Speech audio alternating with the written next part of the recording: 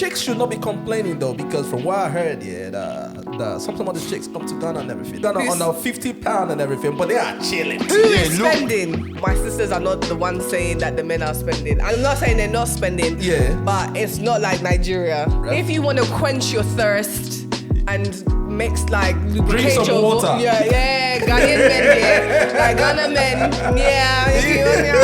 Are you drinking some water or some champagne? Some champagne. That's how I said, we're spending.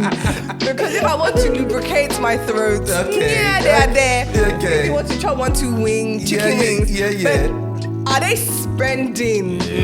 You guys, they spend. Ghanaian men,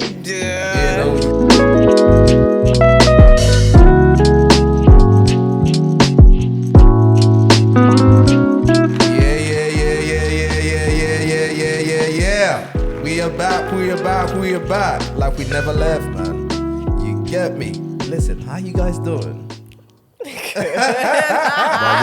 did you go? You sure you did not leave? Listen, I didn't go nowhere. Christina sure, went somewhere, man. Yeah. You know what I mean? Christina went somewhere. For everyone that do not know yet, that's watching this on YouTube or listening to this on Spotify and everything, right? Listen, we have one of the, I would say, and I stand by this, right? One of the brightest minds when it comes to having a conversation on anything, bruv. For real. Yeah. Thank For real. Even though she left us here, Yup. you know what I mean? I ran to Ghana, fam. She left us behind. She left us behind, bro. Had to be done. I ran Ghana, fam. How many years were you in Ghana for? 2.5. 2.5 years. Damn. Yep. Would you live in Ghana permanently? Yeah. Absolutely. Fam, she didn't even waste time. I said what I said. I said. This country. Permanently. Yeah. But- I paid my dues to this country. Is it? Oh yeah. I've paid my dues, man. You sure that the sun is not too hot for you down there, no? Which sun is You hot can for which cook. person? I've paid my dues, man. Of course, it's time. We have to slow. At what point do we slow down? You know what? That's a very good question. And we're getting old. And I need to see my money start working for me. So These places are rat race, innit? complete rat race. It's a rat race. You're waking up first in the morning. Yeah, you're thinking about, all right, cool, I need to get to work by so time. You know, what am I going to do when I get back? And all this kind of, like, there is not enough time. And it's not gonna stop because And it's they've not moved gonna- the retirement age up again. So you what? You die. You know what that means, right? What does it mean? That means that if they are moving the retirement age up, that means, mate, listen, we are going to be playing on your money and everything because we want you to work till you die. Yeah, to add to the system. Yeah, that's die. basically what that means. Yeah. You know what I mean? But then again, I think people are not dying. I mean, it's not too nice, but people are not dying young, innit? So if you have people living older, then hey, Bro, a lot of people are dying government, young, business, you know? yeah. A lot of people are going young, bro. Younger and younger. Younger and younger, bro. You think Getting so? sick. Yeah. Yeah. A lot of people are going younger and younger, bro. Fam, the stress, anxiety, Mental mental health is health. Fam, increased. you hear people, they're fat enough, boom, they kill themselves, bro. They off Yeah, themselves. but on a statewide scale, like doing the whole, getting the figures, I don't think it's up. Okay, even apart from that, yes, people are not dying younger. Okay, if we say people are not dying younger, let's go with that, right? But then at the same time, at some point, you are not going to be working as hard as you're working right now because of age. Yeah. So if you've not achieved everything that you need to achieve by a certain age, it's downhill from there, bruv. It's a long game. You know what I'm saying? So it's one of them ones. So I'm not surprised that you're saying, listen, I will live in Ghana, and all that. But then at the same time, them places are expensive though. Yes. And obviously with Ghana, the economy changed right before my eyes. Pim. Woke up one day, the economy just changed. So it was like, because the prices were starting to compete with UK prices. And at that point, I'm like, okay, something isn't right here. Now, the misconception is that we expect things in Africa to be cheaper because it's Africa. No. But if I'm paying UK prices and I'm not getting the same Service. resources, same flowing economy, that's not what I came for. So take it back. Like, do what we came to do. Do you understand? It's like we left for a reason. We knew what we wanted when we came. We wanted slower paced life. If I now have to be in Africa and hustle the same, hell nah. I might as well. Might as well just stay here. Yeah, might as well just stay here. But that's, thanks to what's it called again? The return of Year of return. the year of return and everything, man. Because when you have a lot of tourists, right, coming to your country, spending on a hard currency, yeah, That dollar. that doubles everything. That dollar. You get what I'm saying? Completely. And then if you have people, because the same thing that's happening here, right? If you're in Ghana, right, and this property is selling for 50K, for you know, for example, you'll say, yeah, I've got 50K to give you. And someone from London, the UK, or from the USA, I've got 150K to give you. They're They're gonna it. sell that. And once that sells for 150K, that's gonna happen. That's something that's gonna happen to all the properties. Especially that's if what's it's happening. sold and the person knows that, hey, so this thing was 50K and I've made double that. Yeah. I can make triple, because that's how their mind works. Yeah. So now it's like, oh, I can make triple that. Oh, now I can make 4 times that. So then the third sale that they will do, They're gonna up it. they are going to finesse. Yeah. And that's what ended up happening. And I think that's the contribution as to why I think the Ghana economy crashed. Because people started just doing a madness and they weren't really thinking about it. It was just like, this has worked. I've been able to finesse like this laptop. I've been able to finesse it and sell it for 4 times the price. The next person that's gonna come is a mug too. So let me do it. And it works until it doesn't work. Yeah. So if you're a business owner, you might be smiling to the bank. Well, depending on the business. If you're into like Airbnbs, because I think I saw the other time that that there's a market boost on Airbnbs in Ghana. Yeah, more than hotels. More than hotels. The hotels are dropping now. Because what ended up happening in the economy is that our beloved government, I was going to say the government, yeah. our beloved government Yeah. started adding tax. So we still pay COVID tax. What? When you go to a restaurant, there are now 5 taxes on your receipt. So the things that were happening, so you'll buy like chips, yeah, and you know your chips is like, you know it's £3. I'm paying £3. You have your £3 in your hand. No, the taxes is like 5. So by the time you finish, it's like £15. What? And it's tourism tax. Yeah, of course. COVID tax. Welcome to the restaurant tax. Take a seat tax. Do you want water tax? And so that was what ended up happening with the hotels. So the hotels ended up having so many taxes that they started charging it to the customers because they couldn't afford to pay it themselves. Oh, that's crazy. So then it's like your room then becomes 4 times more, but they can't afford it. And so so the hotel economy crashed.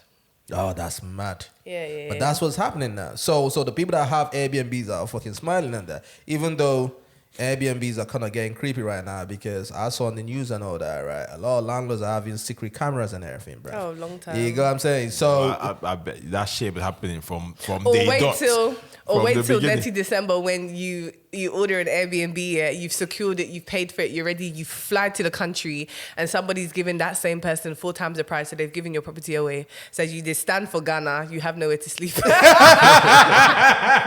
that's big. Honestly, it's so crazy. That's But I mean, people cannot be. I mean, you know, a lot of people do a madness like that. They're like, come on. Yeah, but The listen, government though, shit- yeah, I hear you, but then at the same time, fam, imagine this right now, yeah? Yeah. If you're in someone's Airbnb, we some nice thing with you, right? You know what I mean? Yeah. And you're shagging up and that, fam. Do you want the next man watching you, fam? Because the next man might be a crip, fam. He might be there just jumping up his I stool don't and mind that. as long as you're not in the room. I do not mind. He's like, you can watch from afar, but can watch close from your afar. watch. Bro, that's on you, As long fam. as it don't affect my action, I'm good. You get me? Bro, listen, when you deep it, yeah, some of these crips that got money, they got, for example, Jeffrey Epstein, innit? You get me? He came out, the my man had a God. whole room with fucking TVs Yeah, there, Diddy right? had that as well. Yeah, Diddy had that. You get can me? watch it. Like fucking TVs and that, fam. So if you're in this property, banging up and that, my man is probably there just jucking up his stool, fam. Nasty business. Just watching you and that. You get me? So a lot of people Nasty found out, but then Airbnb did a smart thing, because when you're signing up to Airbnb, right, and signing all the, what's it called again, the agreements the and all that agreement shit, clause. Airbnb basically saying, hey, listen, we ain't got nothing to do with it. So if you find out that the owner of the property got cameras in there, and you go and sue Airbnb, you're not winning that. You're But not winning hey, that. they What a have wow. the right to. I mean, hey, I'm suing anyway. Like, Yeah, but the 'cause- thing is, Airbnb is like the marketplace, innit? Yeah, it's like basically like public, eBay. yeah. And who? Wait, hold on a second. Because this is we there for Africa. Who are you suing? Who are you suing? Ah man, this is a jungle. I think who are you that's the, I suing? think it's like the conception where people think, but you can go to the courts. They will actually work, you know. Shit. For which No, but they place? do. Because I know in Ghana, if the judge shows up that day, you are laughing. He's chopping fufu somewhere. He's not coming. He's not coming. I can tell you, like, and I hate, like, obviously, like, the law is the law. So let's not act like we're not gonna say it's a lawless country. But my dear, I'm somewhere chopping pound a yam. he's not showing up to court. No, I think what it is whenever they when they don't show up, that's when it's big news. But they show up, they be showing up all the time, though. Bro, you are going against... Majority of the time, I they don't know are where there. he's going. I don't know where this Bruv, guy is. No, but Africa, they vibes and inshallah. Like, I don't know where. I don't know why. It's like I think the cruising, thing man. is people have just lost that respect for the law, but it's actually there. Because the law Yeah, doesn't yeah, work. it's not a lawless country. Yeah, but The law just doesn't work. No it's- one is there to implement it. Yes, it is there, but no one is implementing it. You get what I'm saying? And God forbid you're going against someone that's got money. You're in a lose-lose bribe. situation. Yeah, And I was just gonna say, bribe. Listen, money The talks. So, influence, money yeah. talks. That bit, I You know what would I mean? have to You're in a agree. losing situation. But the chicks should not be complaining though, because from what I heard, some of the chicks come to Ghana and everything. They might not come even to gonna have Ghana. this You get me? conversation. They might come to Ghana Who's- on a £50 and everything, but they are chilling, bro. And who is? I'm not having this. I'm not having this conversation. not I know where not even this to is your going. point, but you can just Who is look. spending? Who is spending? The men are spending. Are they? That's what I heard. In Oh, Ghana, really? are They're they? not? Oh, tell I'm us asking. more, please. I'm not having this conversation. I know us where more. this is gonna go. What but are you saying? Go. Who What are is- who you is saying? spending? They said that the men are spending. Who That the said- chicks who are said chilling. that? But it's on There the you go. in the internet. It's on the internet. It's on the My internet. question is, all I want to know is Okay. who is spending? Because I know my sisters are not the ones saying that the men are spending. I'm not saying they're not spending. Yeah. But it's not like Nigeria. That's what I'm saying. But I say people are not spending that much in Ghana then. Well, the men. Yeah. Ghanaian men are not known to spend. And I don't want to get into this because this is going to... But Ghanaian men don't spend like Nigerian men. Okay, but they spend though. Do they spend or do they not spend at all? Or is it a What do case you that they don't consider spend? spending? Because you guys' spending is very different levels. Yeah, I you guess. I understand? guess. I mean, if you want I to, guess like, our spending if- is out of control right now, bro. If you want to quench your thirst and mix like lubricate some your water. Ghanaian men, yeah, like Ghana men, yeah. If you, Are you drinking some water or some champagne? Champagne. You want some champagne? That's what I said. We're spending because if I want to lubricate my throat, Okay. yeah, they are there. Okay. If you want to chop 1, 2 wings, chicken wings, yeah. But are they spending? You guys, they spend. Ghanaian men, You know what? Hey, No, Papa what's the Ghanaian men though? So for real. yeah, we love you. Because them Nigerian spending be out of control. I swear to God, it's not even sustainable. bro, listen. But that's how it's supposed to be. Hey, bro, you and I are saying it's not sustainable because we are here. Yeah. Them boys over there are on a It's different normal. level, bro. Yeah, true. It's normal. And what I like, yeah, I don't Tell pick us what you like. I don't want to pick sides. Tell us what you like. Tell us But what what I you- like is just like, it's very much like, it's just normal to you guys, do you know? It's just very Yeah. much just like, this isn't about nobody but ourselves. So- You yeah, understand? yeah, like, yeah. you're not flexing for it's not a flex like, and it's not a one-off. You're not gonna do one big one day and then that's it. True. It's just a normal cultural thing for you guys. Do you Like, know what? Thinking about that, that's so true. Because growing up in Nigeria, yeah, nobody teaches you that. Yeah, it's you just just normal. grow up with that and realize, you know what? If I got money, I need to enjoy myself and people around me have to enjoy. So whether it's your boys or the chick, Yeah. you know what I'm saying? Everybody so gonna have a good time. everyone will have a good time. So it's a cultural thing, just like you said. Whereas us lot, yeah, if you get one day where they spend heavy, you need to check and make sure because something somewhere is not right. Something like, this night is too. And then they get twisted, like, yes, they spend like bottles but that's what I'm saying, like what are we, what's the levels? Because yeah, What is the the boys spend? will, champagne, they will Yeah. do the most. but there's an agenda somewhere. Yeah, of course. It's Yeah, they have just to be not an agenda somewhere, bruv. You go, I mean, you can't be spending like that without no agenda, innit? Or what's the word again? All fruit without, all labor without whatever. You have to, when you labor, you need to get some rewards. I feel like sometimes with you guys, Nah, it's that's more a so fact. just like you want to release. You know, there's like and you've worked hard, you've hustled, and now you just want to show people we like just wanna have a I've good time. arrived. We just want to have a good time. That's what it You is. go, I mean, but shout out to Ghana though. Shout out to Ghana though. Shout out to Ghana though. You go, what I'm saying? Listen. We are gonna be having an amazing podcast today. I am so excited for this one. You go, I mean, salute to everyone out there that's watching on YouTube, listening on Spotify, Apple Podcasts, wherever you are. You already know what time it is. This is Fresh Off the Boat Podcast. Is your boy Toby and your girl Christina and your boy Kels. Yep, Kels is behind the scenes and that. You get me? My man is chilling right there. You get me? You get me? He's having his drinks and that. I've got a mask on, but we can't be on camera. There you go, bro. You get me? Kojo said, listen, I am not on some nigger time today, bro. I'm going all the way to Wimbledon, fam, to go watch some tennis. And Oh, that's how you do it. you know what I'm saying? Kojo is on, you know, he's on some posh love lifestyle. that. Now. You know what I'm saying? You know, we are like, He's arrived. That's of how course, you do it. of course you will like that. That's bro. that- You know that's what I'm the- saying? honestly. You know, of course you like that. Us, we are here, we're hating, bro. We are like, look at this guy, bro. You're putting on suit and that, white suit and that. You got a white suit on. White suit and that, right? I'm with a white suit and everything, man. You get me? But salute to him, though. You get me? And also salute to all the freshers, though. You guys could be anywhere in the world, but you're right here with us. And for that, we salute you, Lord, man. You get me? If you're watching this on YouTube and you've not subscribed yet, I don't know what you're waiting for. Subscribe to the channel. And you know what? Salute to the people that have subscribed, though. You get what I'm saying? You know, but if you're watching this and you've not subscribed, subscribe to the channel. Watch the videos, leave a like, leave a comment, share it, tell a friend to tell a friend. Or tell an enemy to tell a friend. Because they people. got friends too. You get me? And also, if you're on Spotify, Apple Podcasts, wherever you are listening to this, you know, salute to you as well. We have some amazing topics today, bro. We are going to be talking about the Wandsworth's officer, the prison officer.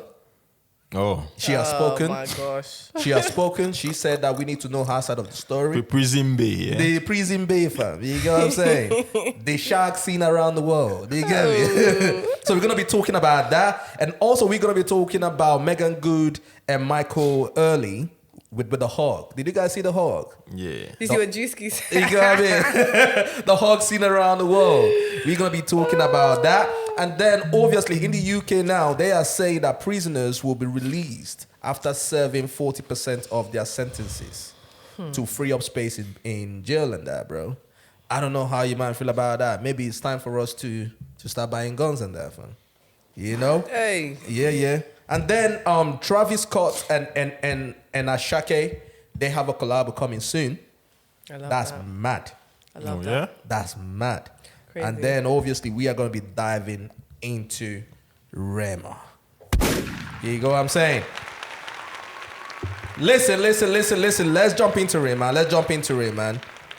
So, the lady that is working in the prison and that, yeah, she has spoken on that, yeah. She has said that we do not know her side of the story, that she's coming with her side of the story, and that the people, and that she's mad that some people are monetizing off the video. Yeah, that some people are monetizing off the video. That's what she said. I would be mad as well. Some people are monetizing off the video and That's everything. her concern. You know, and that she's mad at her friends and family members For what? that they didn't come out to support her. Really? Yeah, that's what she said. Sensational. Let me play a little bit of the video and everything, and you man can obviously hear it, and then we can then quickly jump into it, and I'll hear your thoughts on this one still. Thing is, everyone has got their side though. Do you there's, know? there's always two sides to every story. So, Bro, as a human being, I've learned to always respect the other side of the story. we all saw the video, bro. Isn't it? What's this one Yeah, doing but now? exactly. Oh, okay, hold on. This is what she said. Refrain from tagging said prison. We all know the name of the prison. Please refrain from tagging HMP Wandsworth on your stupid videos. There are other jails in the world. You don't have to pretend to be me. It's very distasteful. Thank you. All right, cool. let's go into this, man. What do you guys think about that whole situation and her coming out to rant about it and all that kind of stuff? What do you man think about that? She's a joker. She's an absolute. She's not serious. And there's another video that has come out of another girl too. And on top of that, and see, this is what I'm saying. She started something that she doesn't realize is so much bigger than her. There's another artist, I think Ambush put out a video of his little Wandsworth girlfriend as well. Yeah. Like I've seen everybody that. seems to have one female police officer in their back pocket there that they're just all smashing. Yeah. Do people not realize that this is your job? Yeah, you know what? You're in oath. Yeah. Like, is everybody actually okay? Yeah, but that job is like other jobs where you see people that work in other jobs shagging their workmates. As a UK police officer, It happens.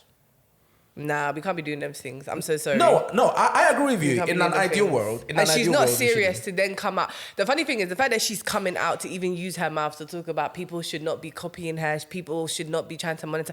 Are you actually all right in this life? Yeah, she's looking at it from. Is she not in jail yet? No, she's not. Actually, she's on bail, I think. No, yeah, she's on bail at the moment, but she can't travel. She was trying to run out of the country, but then they seized her passport and all that. The reason is, I had your opinions when it first came out. I was like, yo, what the fuck's wrong with you, right? But then I now thought, if I was working in prison, in female prison, right? I said, man, bruh, I don't know. you are there. The temptation is there sometimes, bruv. You go, I mean, I was having this conversation with one of my boy and everything, and he said, bro, he doesn't think that he will last in a female prison working But as what a does prison she? officer. But would you gain? You lose more than the person inside. Yeah, but a lot of people don't really think about it like that. Well, congratulations. Honestly, You go, I mean, when you read deep, a lot of people don't really think about it. And the thing is, right, I honestly think she fucked up, right, by, first of all, she was too comfortable in front of the camera.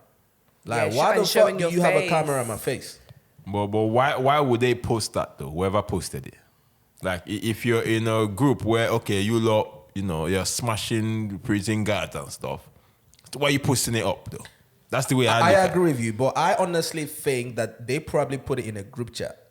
Yo, bro, this is what's going on, whatever. And someone in the group chat maybe screenshot it and put it out there.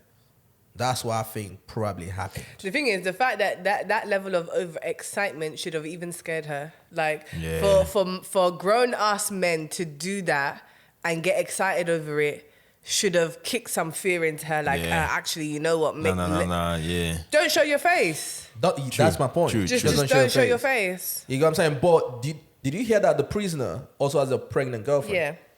Who's And then like he 7 tried- months old or something. And then he like that. tried to lie and say that it's an old video, but then she brought him his shoes. Yeah, I bought that trainer 2 days ago, man. I bought the trainers last night. You know What what? you That is telling a me? fact, though. That's a fact. And you know what? That shit happens, right? That shit's very common. I'm not gonna call the person's name, right? So he went on holiday and everything. He has a wife and all that, right? Who, your So friend? he normally wears his ring. Is this your and that. friend? Yeah, it's my boy. Yeah, claim him. Claim him. He goes, so he normally wears his ring and that, yeah. I was on holiday at that, fam. So he was in the club and everything, right?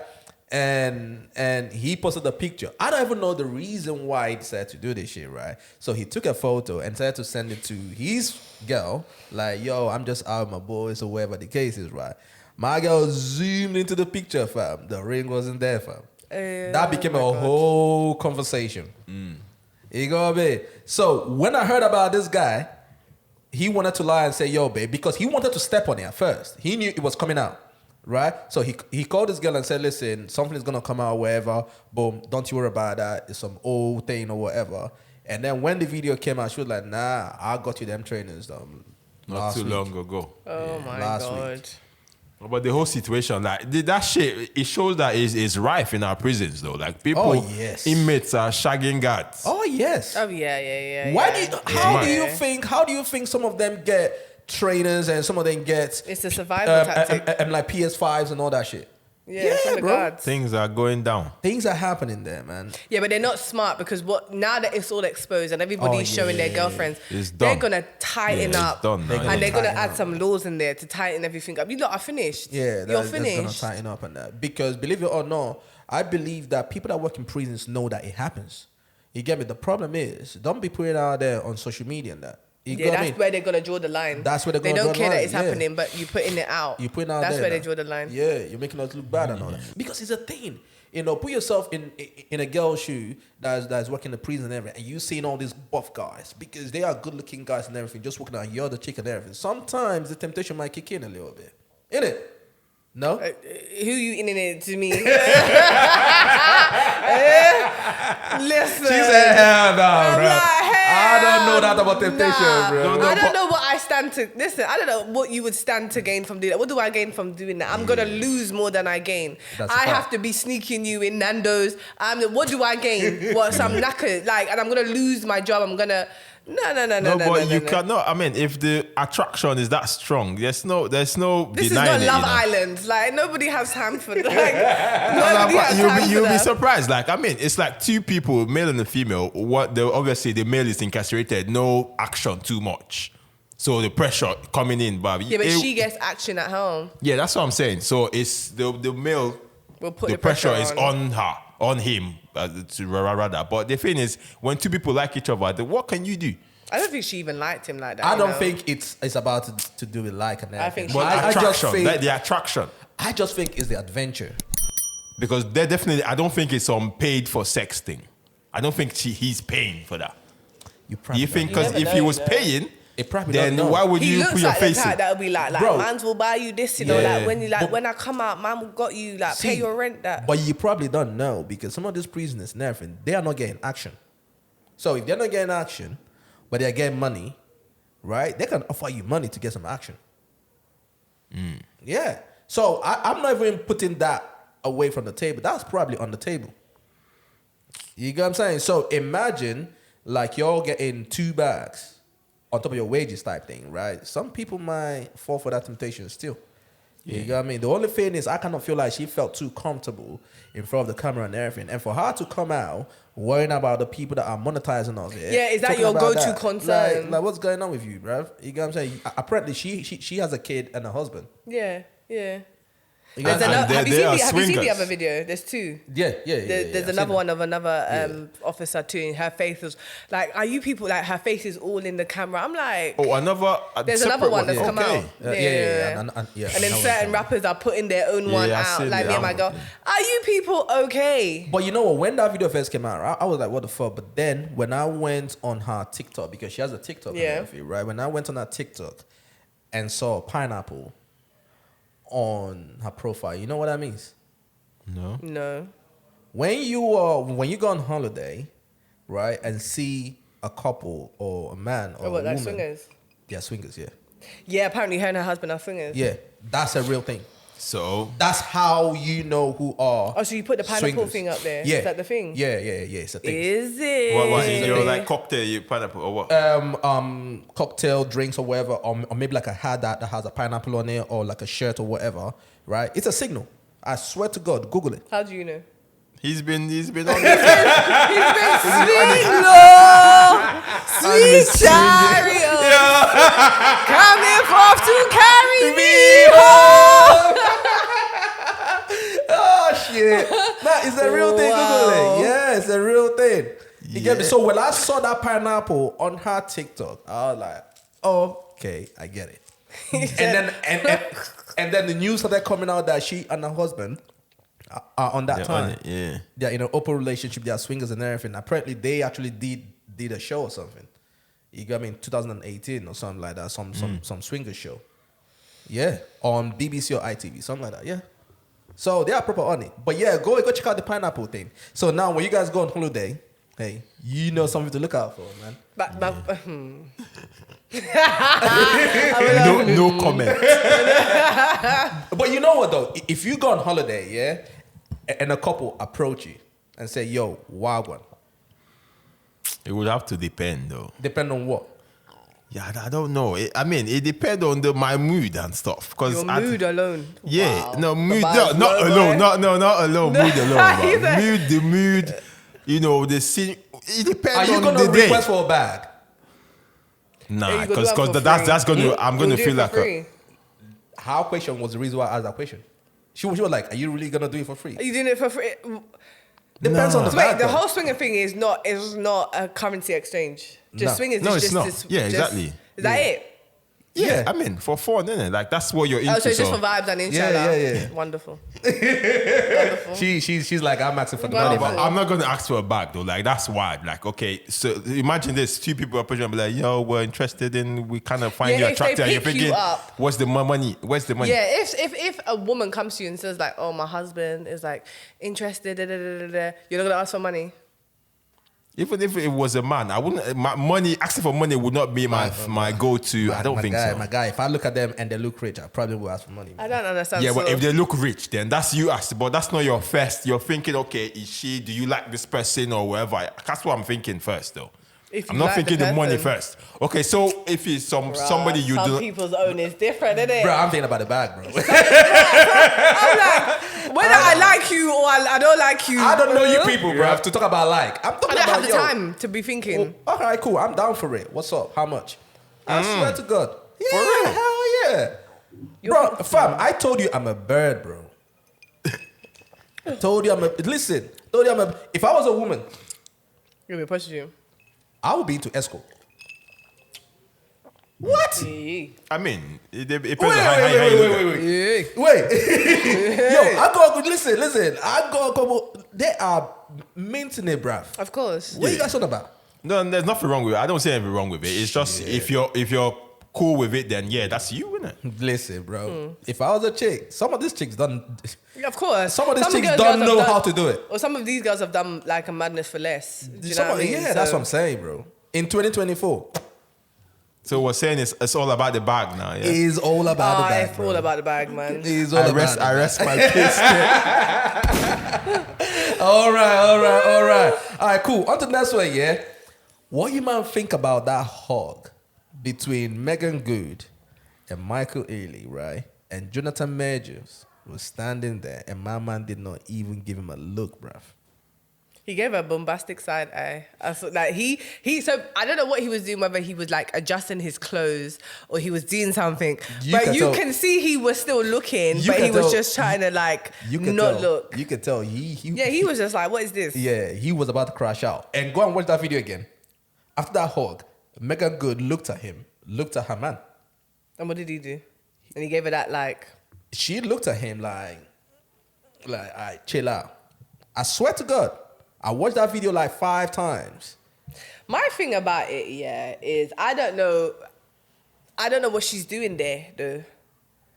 Like, what is Megan doing there Doing well with the man. with Jonathan? Do you know what? She had an interview. Yeah, And with, she said, with Shannon Shannon Sharp. Sharp, yeah. And she said that all her friends said no because of He his case. said no too. He said he tried to push her away, and she said she's not going. She loves him, innit? No, she doesn't. No, she doesn't. I don't think she does. My thing is, it's just like Megan. She was married, isn't it? She was married to some pastor, innit? She was married to the pastor, right? And there was a lot of like, she had to keep up this pastor's wife image, Yeah, which she is couldn't do not what we know Megan is, for. So she had to prove. I think that Megan is constantly trying to prove to us that she's not the bad B video vixen that she built her career on. yeah. Now, my whole thing is that I don't ever think she ever was. I think she was just beautiful. And she was hypersexualized and she hated it, right? But then she also dated a lot of men earlier on. I remember she dated that NFL player. Yeah. But I think her earlier boyfriend, she dated 50 Cent. Yep. So I think all of these things kind of contributed to that like bad B aesthetic Yeah, type yeah. of thing. And I think she just wanted to 360 her brand. And she's continuing to try and rebrand herself so that we look at her differently than From what that. we know her for. But I never ever thought there was anything wrong with her being The video Meagan vixen girl. Good, There's nothing wrong with it. Like, you were a pinnacle of 90s beauty, and there was nothing wrong with that. Her and Melissa Ford. You remember Melissa Ford? Melissa Ford, Lauren London. Yeah. Vivica Fox. As well. Yeah, there you go. And I don't think there was anything wrong with that. Like, that was a pinnacle of beauty. Yeah, at that time. Yeah. So you went to go and like, what was you trying to prove? Yeah, None of us took that seriously. No, That marriage I was did not just- take that seriously at all. When she was dating the pastor, I was like, that's not who you are. You get me? That's not who you are. That's not who you are. Man. Baby, that's not who you are. You get me? And then she proved it, because They're once living she a got divorce. away from the pastor, mate, the pictures changed, bruv. The clothes You got me? changed. The clothes changed and everything. But then everyone was surprised when she now got with Jonathan Majors. Right. Especially in the peak of him going to court and him being on trial. But that's to tell you, because a lot of people were saying that she was doing it for clout.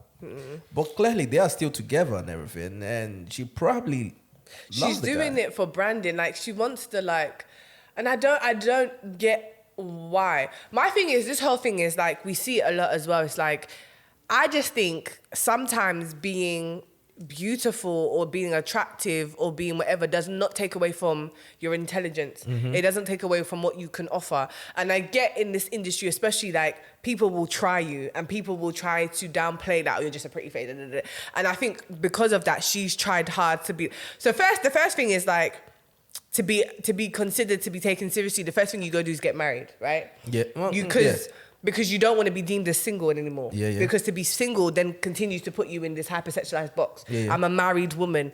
Respect me now. Yeah. Right? And there's nothing wrong with that. But then who did you go and marry? You went and did the extreme and go and marry a pastor. That is too extreme. It's just such an extreme jump. And then obviously the way Jonathan is like, everybody calls him like the civil right. Yeah, the civil right guy. The civil right Yeah. dancing. Yeah. That's crazy though. It's because like she's just running away from where she's supposed to be. where is she supposed to be? I feel like she could just be with just a nice black man. Yeah. I Like, hear you don't have to go for the extreme nerd or the extreme pastor, like hyper Christian.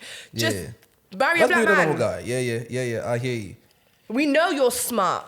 We know you're smart. We know, like, you don't have to prove anything to us. We know. But in that hog and everything, right? If you are Jonathan Majors, just put yourself in his shoes if you can. Right? How are you gonna react? Are you gonna have some conversations with her when you get home? Do you know how long she's known Michael Ealy for? Exactly.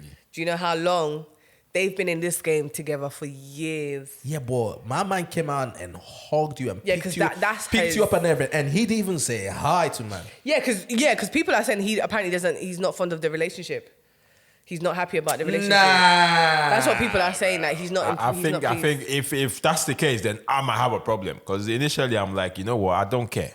Like, if I was Jonathan Majors, like, okay, yeah, your colleague, yeah, what?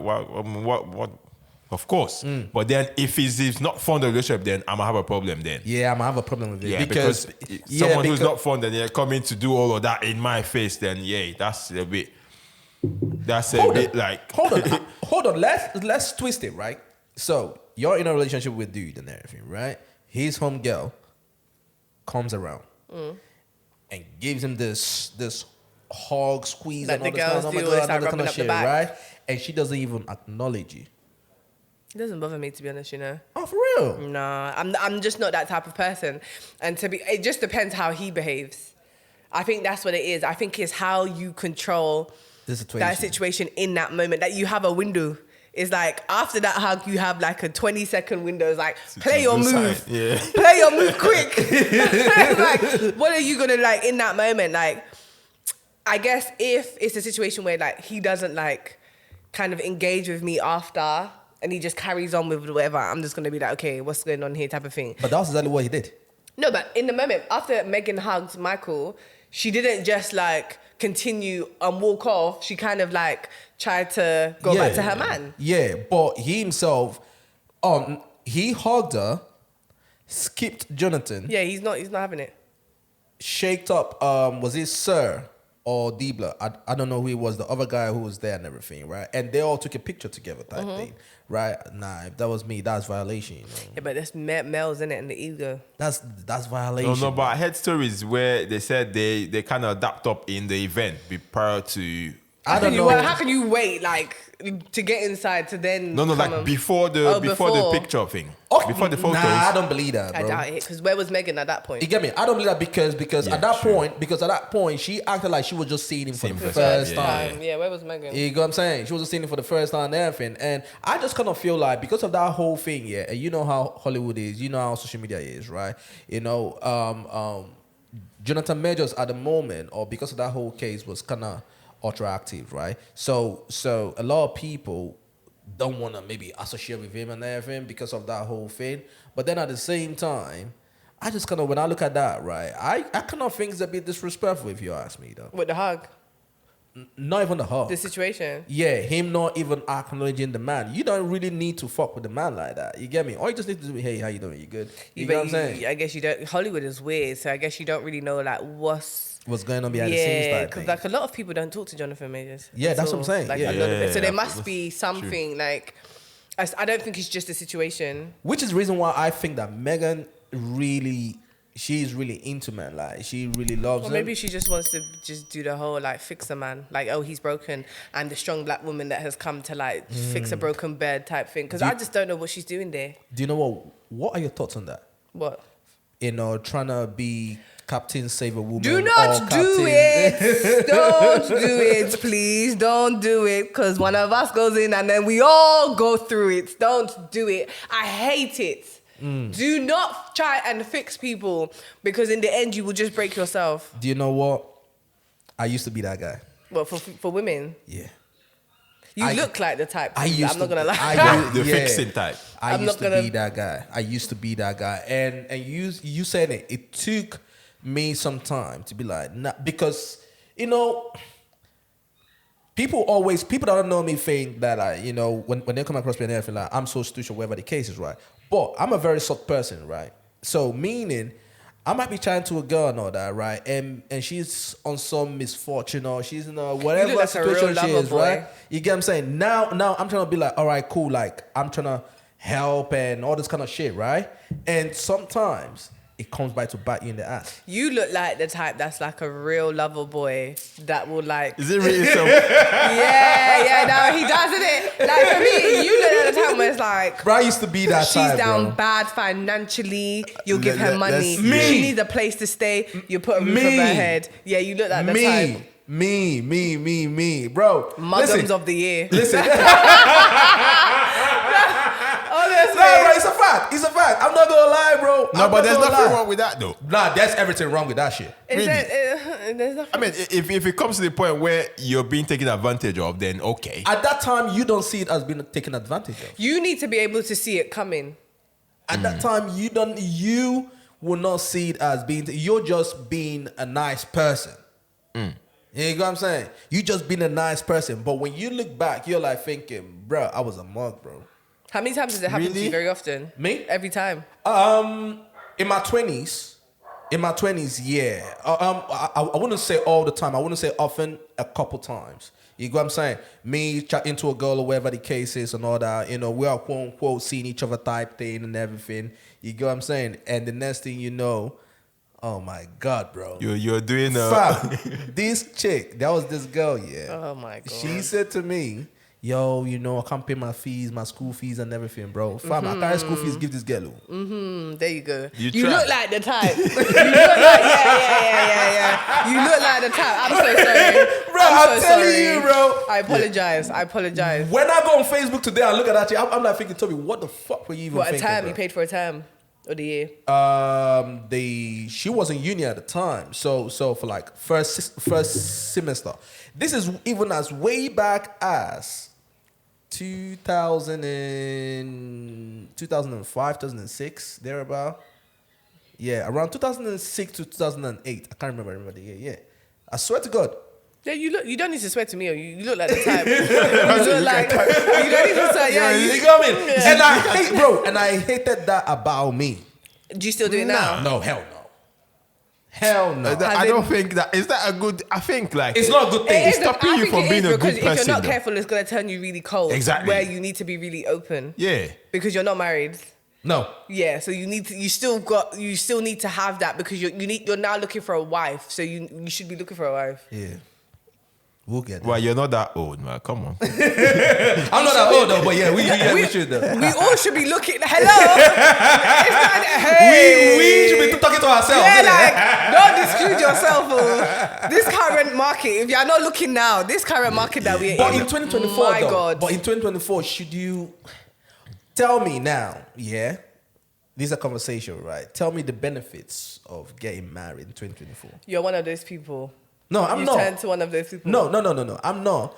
But when you really look at it objectively and look at the way the world is going, you know, all that stuff, right? And you seeing what's happening out there, right? Yeah. And you seeing people getting into marriages and losing everything and all that stuff, and everyone jumping My around. whole thing about this.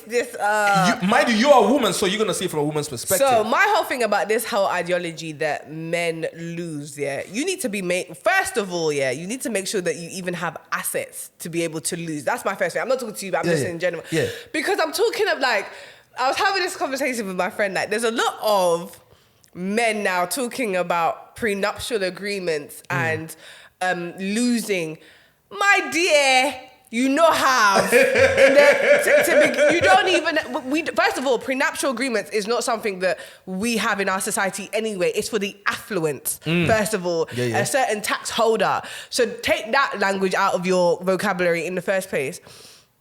To lose, you must have. You need to be. You must have assets to be able to lose. Yeah. So you can't have that mindset to begin with unless you know what you really have on the table. I mean, like, I'm trying to safeguard the little that I have, though, innit? Which is so then if you are somebody that has, first of all, you should be looking for a partner that amplifies so you never lose. And if in the worst case scenario, that's where the problem is. And in the worst case scenario of which you are about to lose, for example, you've got married and you've divorced and whatever, from the very beginning, you should have a legal agreement that, for example, everybody leads with the assets of which they brought in or acquired together. Yeah. Things like that. This is where, for those people who actually have assets, that is where you legally protect yourself so you don't lose in the first place. So it's like everybody walks away with the assets that they required before the relationship, and anything that we built together, we go 50-50. That's like even a basic legal, there's so many different clauses that And you that's can where have. the softy head of mine creeps out again, right? Saying, I don't know how I feel about prenups. Because when I look at prenups sometimes, right, I'm seeing it from this perspective. Once I drop prenup on the table and say, hey, I'm basically telling you, I don't really trust you. No, that it's if we not don't, now. if it doesn't work out, yeah, you might try to rip me off type thing. You get what I'm saying? So I'm already putting it in the air that we might get to that point. You get what I mean? We might get to that point. But she where needs this to doesn't be work. able to. But the thing is, that's what I'm saying. Like, you need to be able to pick a female that understands that from the rip. Because my thing is just like. But that's a successful female too. But if you're not going for a successful female, then what are you doing? Oh, But this is what I'm saying, because it seems not as get though. It you seems know as what? though. No. See, I salute you for saying this, because when women say this, right, a lot of women come against them, right? Because this is the thing about men and women, right? A lot of rich men or successful guys, we are not built to say, you know what, I need to find a girl who's on my level, which is the reason why you see a lot of rich guys would date just a normal chick or whatever, you go, and build that up. But what I've noticed is most of my female friends that are successful, I'm talking about, 100,000 up a year, like doing really well. Yeah. All of them are single. Yeah, Do you know why? Because you can't. It's hard to find your equal. Exactly. Yeah. They are proper on that. They say, listen, why should I be with a guy who does not earn as much as I'm earning? I've worked for all this or whatever, and now he's gonna come in. But men do not really say that. Yeah. A lot of men don't say that. A lot of men just see a girl, they like the chick or whatever, she good vibes or whatever. Boom. They don't really care how much she's making, you get what I mean? Like, but I do agree with you. In essence, to what you're saying, like, but you have to find someone. I do kind of feel like my thing is, the whole thing about marriage is that marriage is a service, and I think what ends up happening, like with a woman anyway, she will be providing a service. She'll be a service to you, and she'll be a service to the child. That's what marriage is. She's there to serve. So in a way, in order to serve, you have to sacrifice a piece of yourself to serve anyway. Yeah. And I feel like that is where I think the problem with a lot of men is that they don't see that as a contribution to marriage. And this is the reason why it's like, so when you talk about what do you bring to the table, her sacrificing herself to provide a service and be of service to you and a child is a contribution. I think the problem is a lot of people are narrow-minded. There's nothing wrong with a successful man taking a woman and building her up, but she has to be able to bring, at least be of service. You can't just like, I've never understood men who just go take a pretty face and then come and shout and complain. She doesn't do this, she doesn't do that. She wants to sit pretty. It's give and take. This is life. It's give and take. And I think there's also nothing wrong with a successful woman also wanting to... Now, this is controversial. I personally wouldn't do it. I don't think there's nothing wrong with it, though. But people need to be able to be selfless. And the problem with this generation is people are not selfless. It's always, what's in it for me, though? Yeah. What can I get for me, though? Like everybody will lose. You will lose a piece. The moment you lose a piece of yourself for somebody else, it's a sacrifice. I'm sorry. That's it. Yeah. Because you were building yourself up on your own as a single person anyway. Yeah. So you were whole. You've now added someone in, and you're at a loss. You're gonna lose. You're at a loss. That's my point. Like for me, that's one of the biggest sacrifices. That because a lot of people are okay being single, you know. It's like a lot of people. I think our generation are more comfortable being single now. Which is the reason why I asked earlier, right? If a guy, I'm speaking from a guy's perspective right now. If a guy is earning 100K plus, have his own crib, you know, he can wake up tomorrow morning, brush his teeth, and go to fucking Spain or do whatever he wants to do, right? Like when you really deep it, because I was watching a show and they were having this conversation, right? Like what he can say, you know what? I just want to be a baby. I'm like just be a bachelor. Yeah, just be a bachelor. Have a kid or whatever with somebody and just live my life. You go what I mean? Than to deal with the stress because I've built myself as a whole. Yeah. Once somebody comes into that, you're gonna lose something unless the person is an asset. Unless the person is an asset. And I think in order to be successful anyway, you need to have assets around you and not liabilities. And this is why I think, like, for me, we see the dynamic of what a successful man can become when a woman becomes an asset. Absolutely. And I think when a woman is able to... and I've seen it firsthand. There is nothing like having a woman be of service to you while you as a man chase success. I've seen what that dynamic does for a man who's trying to become successful. I've seen what that does for his mental health. I see how he grows. I see how he's able to pivot because it's almost like he's able to then focus on himself and his business and his career while everything else is being taken care of. Yeah. And the thing is, it's like, there's nothing, it's unmatched. Do you understand? There's nothing like that where you're able to just, if we could all do that, it's like having an assistant. Yeah. Right? It's like having an assistant. That assistant is supposed to be an asset, not liability. Yep. And there's nothing, and it works for women as well. And I think the problem with our generation is that we don't see that as vital. Value enough, yeah. We don't see the value in that anymore. Yeah. Like, we just think, like, what are you bringing? Like, women are doing, if you don't make 5K, 6 figures, I don't want him. Do you understand? Yeah. And then black women are doing, like, if she did it, like, she needs to cook, clean, and this. No, like... So everybody's there for... themselves. What I'm getting, yeah. You understand? And That's I think, where the issue is. And I think also, but then also I feel like in order for a woman, when a woman does provide such a service and is of value, it's up to the man to also reward said behavior and appreciate it. It's like a tango. Yeah, I guess that's where the issue is, right? Because we are in 2024.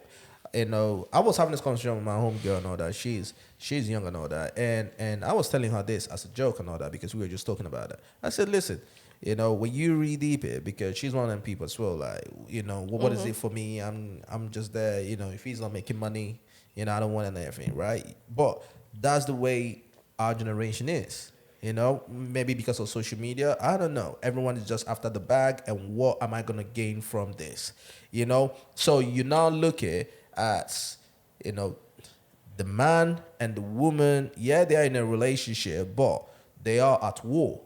Because everybody is there for what I'm going to gain. And if it's not benefiting me, I'm out. You get what I'm saying? So no one is really actually sort of assisting each other type thing. You know It's what I'm sad. saying? And that's where the issue is. It's very, very, very sad. That's where the issue is. That's why our generation, like, but notice a lot of people are having babies. There's a lot of baby showers, but there's not a lot of marriages. There's not a lot of marriages. There's not a lot of relationships.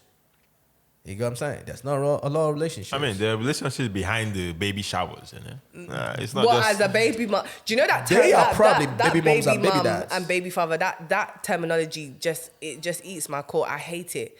I think it's such a derogatory term. Yeah, baby mom, baby dad, bro. Like, this is my baby mama. That's my baby. It's just like for me, it's such a devalued Devalues, yeah. statement. It's just like, you're only good for me because we procreated. Yeah, that's it.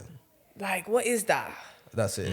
But I've had somebody say to me, I've had a chick say to me, hey, what's up and everything, how about we have a child together? Oh, I've had that so many times. I've had a girl say that to me, bro. But she said, Toby, you're Would a you do great it? guy. No, hell no. No, so was it like, if we get to a point where we're both not married and we're both don't find someone, let's just do partnership and have a child together. Was it like that? Yeah, that was a conversation. So what's the hell no for? I was like, nah, I don't know how I feel about that. You didn't seem too keen on wanting to be married when I said it before anyway. No, I want to get married. Okay. Yeah, I want to get married. But the thing is, I just always want to ask that question, right? Because it is a real question when I see the way the world is going. You get what I'm saying? And when I see the way the society is right now. Yeah. Yeah, and the way everybody moves. Yeah. You realize, okay, cool. You see people jump into marriage today, jump out tomorrow, jump into the next one, jump out tomorrow. Everyone is talking about the bag. Everyone is talking about what is this going to be for me and everything. Then you see the chicks as well. The chicks are, listen, I'm just here. I just want to be treated like a princess. I'm pretty, boom, boom, boom, boom, right? Mm-hmm. So when I look at that, it begs to ask that question. What is relationship in 2024 looking like? What is marriage in 2024 looking like? Yeah. Because you're having a lot of successful women. Way more successful women. You're having a lot of successful men, right? The successful women are saying, hey, unless he's earning as much as I'm earning or higher than what I'm earning, I don't want to be with him type thing. Now you're having the guy saying, hey, I've worked for all this. I don't want to lose what I have. But I think that, do you know what? That whole I don't want to lose a lot of it is a lot of it is just coming from black men. I'm not trying to be like, a lot of that I don't want to lose thing is coming from a lot of black men who don't acquire a lot of assets. I think it's also coming from other races as well. Maybe the thing is we're not hearing about it. Nah, because you know what it is? I was listening to something where they were talking about like other races are trained in society for just marriage and family and all the rest of it without, and they'll slap you with a prenup. When you say black men, are you talking about Western the black men? Because it's not happening in Africa. Yeah, though. Africa is different though, isn't There you it? go. Yeah, Western black men, because in Africa it's just a situation where it's just more likely, like especially when I was living in Ghana, like I saw it more. It's just normal. It's a custom. Like a successful man is just gonna marry. Like whether you don't have to really be on his level, but you will provide a service. That's it. But then you will be at service. Yeah, but that's my point though, because now in the Western world and everything, no one wants to provide a service. Yeah, I think that's where the issue is. You get what I'm saying? So when you said anything about the marriage thing and everything, yes, I want to get married and everything, but one of my worst nightmares, right, is to be in a marriage.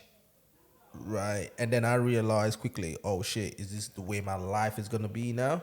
You get what I'm saying? Because she's not doing what? Because she's not doing what she's not supposed to be doing.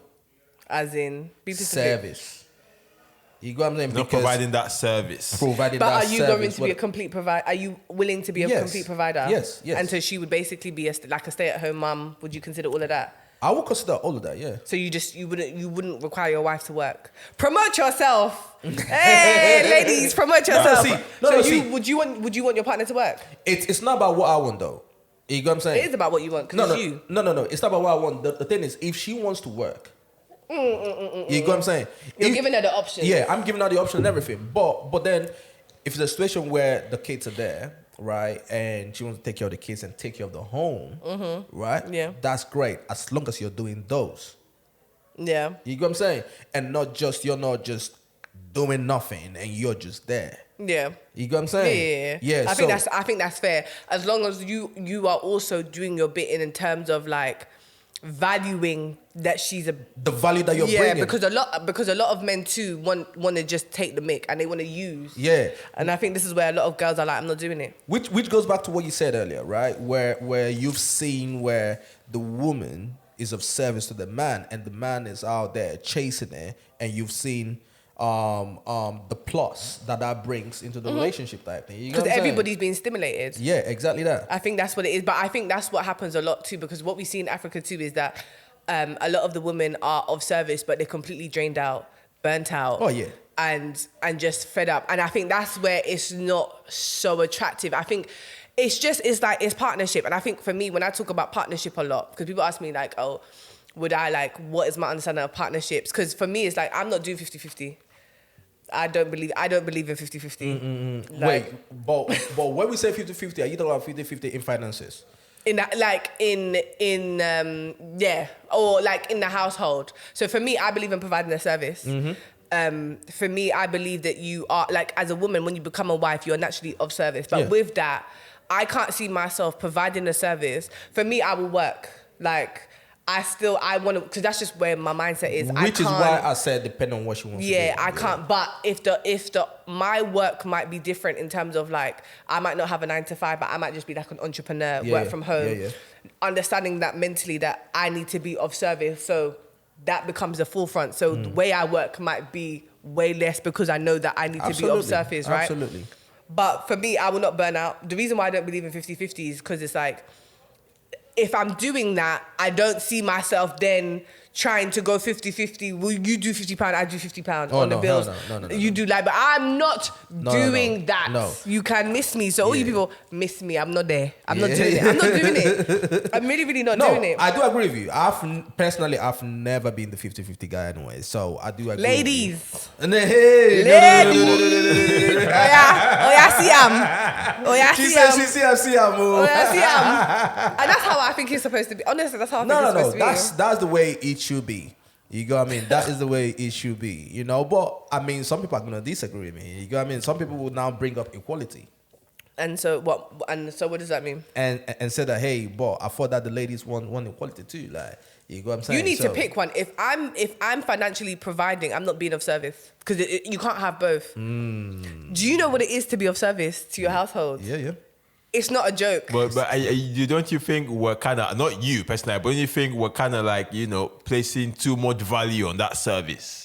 You have to You have to though. To your family though. To your Do household. kids? No, not Listen, yet. The value, the service is a service. But I think when it comes to when two people are separated, now there's too much value placed on this service that the woman is bringing.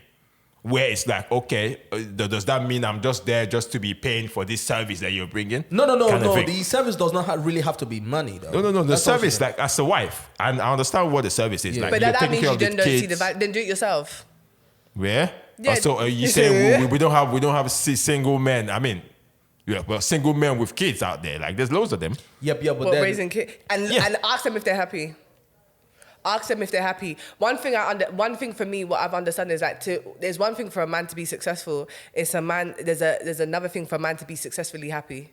Do you understand? I think for me, I think there's a lot of men who are successful and drowning, burning out and drowning and miserable. I met a lot of them. There was a lot of successful men who are just, to be successful is a battle in itself. To be able to maintain that and have the mental stability to maintain that, which is why, for example, people get staff, which is why people get assistants. And so it's just like, that's for the business. So imagine you need that for your household. Yeah, you don't want to burn out. But you need to be able to see but I think a lot of men don't see the value in it. Well, I can wash up myself. Man can wash his clothes himself. Man can, okay, but are you happy?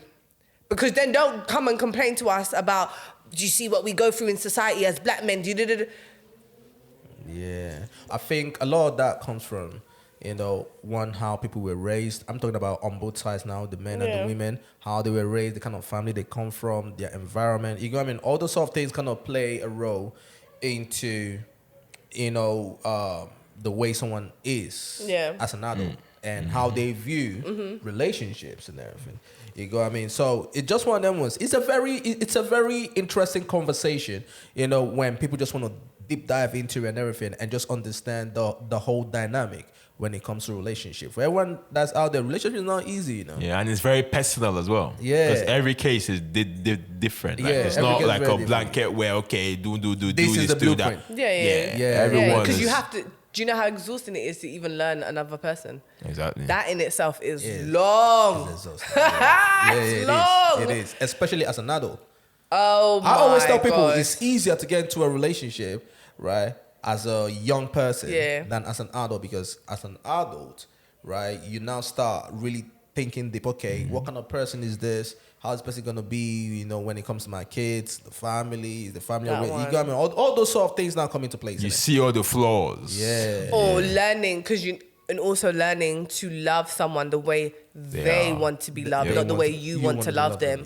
And you might not always agree with the way they want to be loved, but that's the person you've chosen. You can't impose your ideologies onto them. Yeah, absolutely. And that's another thing I think that we in this generation, we struggle with, because we want to do what we want to do. And it's like, now I think you need this. Now I think, no, that's not what they asked you for. Yeah. It's crazy. Yeah, it's tough. It's tough, but yeah, listen. Great conversation, though. Great conversation, though. Listen, let's jump into the talk of the day, man. Let's jump into Rema, bruv. I'm in love with your booty, man. You gonna say, let's jump into Many years ago. Listen. let's jump into Rema, bruv. I know that Kelly has been doing Michael Jackson and I've been and bumping backflips for the last couple the of whole days, album, man. bro. I must have spinned it 1,000 times already, bro. Is it? I swear to Crazy. God. It's on repeat. That Repete. shit's on repeat, bro. Yeah. What are your thoughts, right, before the album dropped? And what are your thoughts now? Aside from you. Before the album dropped, what were my thoughts? I didn't understand what road Rema was going down. I think he's rebranded into a little bit of a bad boy image. Yes. And he was selling that. I saw him at the Louis Vuitton Paris fashion show. He had a cigarette in his mouth, and I was just thinking, what is going on? But when you listen to the album and you look at the artwork, it kind of matches the brand a little bit. And it kind of all just kind of makes sense. And the album's cold. The album, fire. The album is cold. Man. Yeah, the album's cold. How about you? Sweet in my ears, bro. Sweet to hear that, bro. I swear to God. Because most people be like, yo, You are making this guy's day, man. I don't know why you're making I this swear guy's to day God. today. Because Man. when you look at the internet, it's all about, we don't know this, about this one. Come on. My thoughts before the album, we all seen the EP, the Ravage, isn't it? A Ravage EP. Yeah, the Ravage EP. Like, so we kind of had a taste of, where it was going to be. Yeah, and I was expected that, I mean, we know it's full of experimentation, that my man is experimenting the whole time. So it's new sounds. So you can expect with new sounds, people are going to be like, okay, we don't know this one, stick to what we know, kind of thing. So I kind of knew that was going to come. Yeah. But till the album dropped, Bob, I am happy, belated, bro. Yeah, you loving it. I swear to God. From Belated. track 1 to 11, bro. Yeah, no yeah. skip. Except Villain is a bit okay, but 1 to 11. I swear to God. You're on it. What did you think about the two features, Charlie Poppy and Adam Yeah, well, it was hard. It was hard. And it was funny enough where you would expect him to pick some Megatron kind of person. Yeah, that's what somebody was saying. Yeah, you would expect him like, come on, Rema. The We Benny know boys. the last 3 years he's been on lock. He's held Afrobeat on lock. Let's not even try play whatever. He's been that guy. Yeah. Besides the big guys, he's been that guy. So you would think, okay, his new album experimenting, he would have some rappers there Some heavy to actually, hitters. forge that statement to say, yo, this is the new lane now. But now he's still stuck to the Beanie Boy and my man Odumodu, bro. Oh, the Mode Black. Oh, the Mode- Do You you get know me? what? Do you know what you're saying that? Yeah, I saw an article that said this because I never really thought about it. They said that Rema is where he is today all through his career, he does not have any future from Wizkid, Burna Boy, Nah. Davido, none of them guys. Every other person is looking for them guys to get them a future and everything. But my man just did his thing on his own time and everything. And obviously he is where he is today. You know what I mean? So he does not have no features from them and all that. That's crazy. I mean, But his do you sound need- is do his you sound. Need features from you them. you don't really need it. No, but, you don't. But for some weird reason, it is a big thing when it comes to some of our artists and everything, right? They are chasing Davido, Wizkid. You know what I mean? When you see but them, we know what they bring. Come on. But Not they really, bring, bro. They bring a lot. Not really, bro. Not really. I think those days are quite over. I'm Them not even days are gonna lie. over, bro. Yeah, I Really? think Yes. Yeah, I think at the start of Afrobeats, if you had the three, one of the three, you were up. But now it's just like people are coming in like quick and fast. Look at Fireboy. Look at Joe Boy. Like, do you really need one of the three? No, to you really don't. pivot. You don't. You don't. I wouldn't say need, but we're not gonna deny the No, extra sauce. obviously, if you get it, Yeah. amazing. if they clear it. That's another one. If they clear it. That's another one. You know what I mean? But you don't really need it. If you really look at it, the way the industry is right now, bro, you just need a good song. You Yeah, just you need do. to kind of be consistent and everything, doing your thing, bro. You get me? When I see some of these artists, everyone is, oh, Baba, help me now, you know, this and I'm like thinking, bro, all right, clearly you don't believe in your own source. You know what I'm saying? You don't really believe in your own source. The traffic, I honestly feel like that. The traffic, because what them big boys do is they drive that traffic towards your thing. So Yes. and what you need is I that- don't think not anymore. I think not anymore. I think the three are fighting to be in the positions they're in now.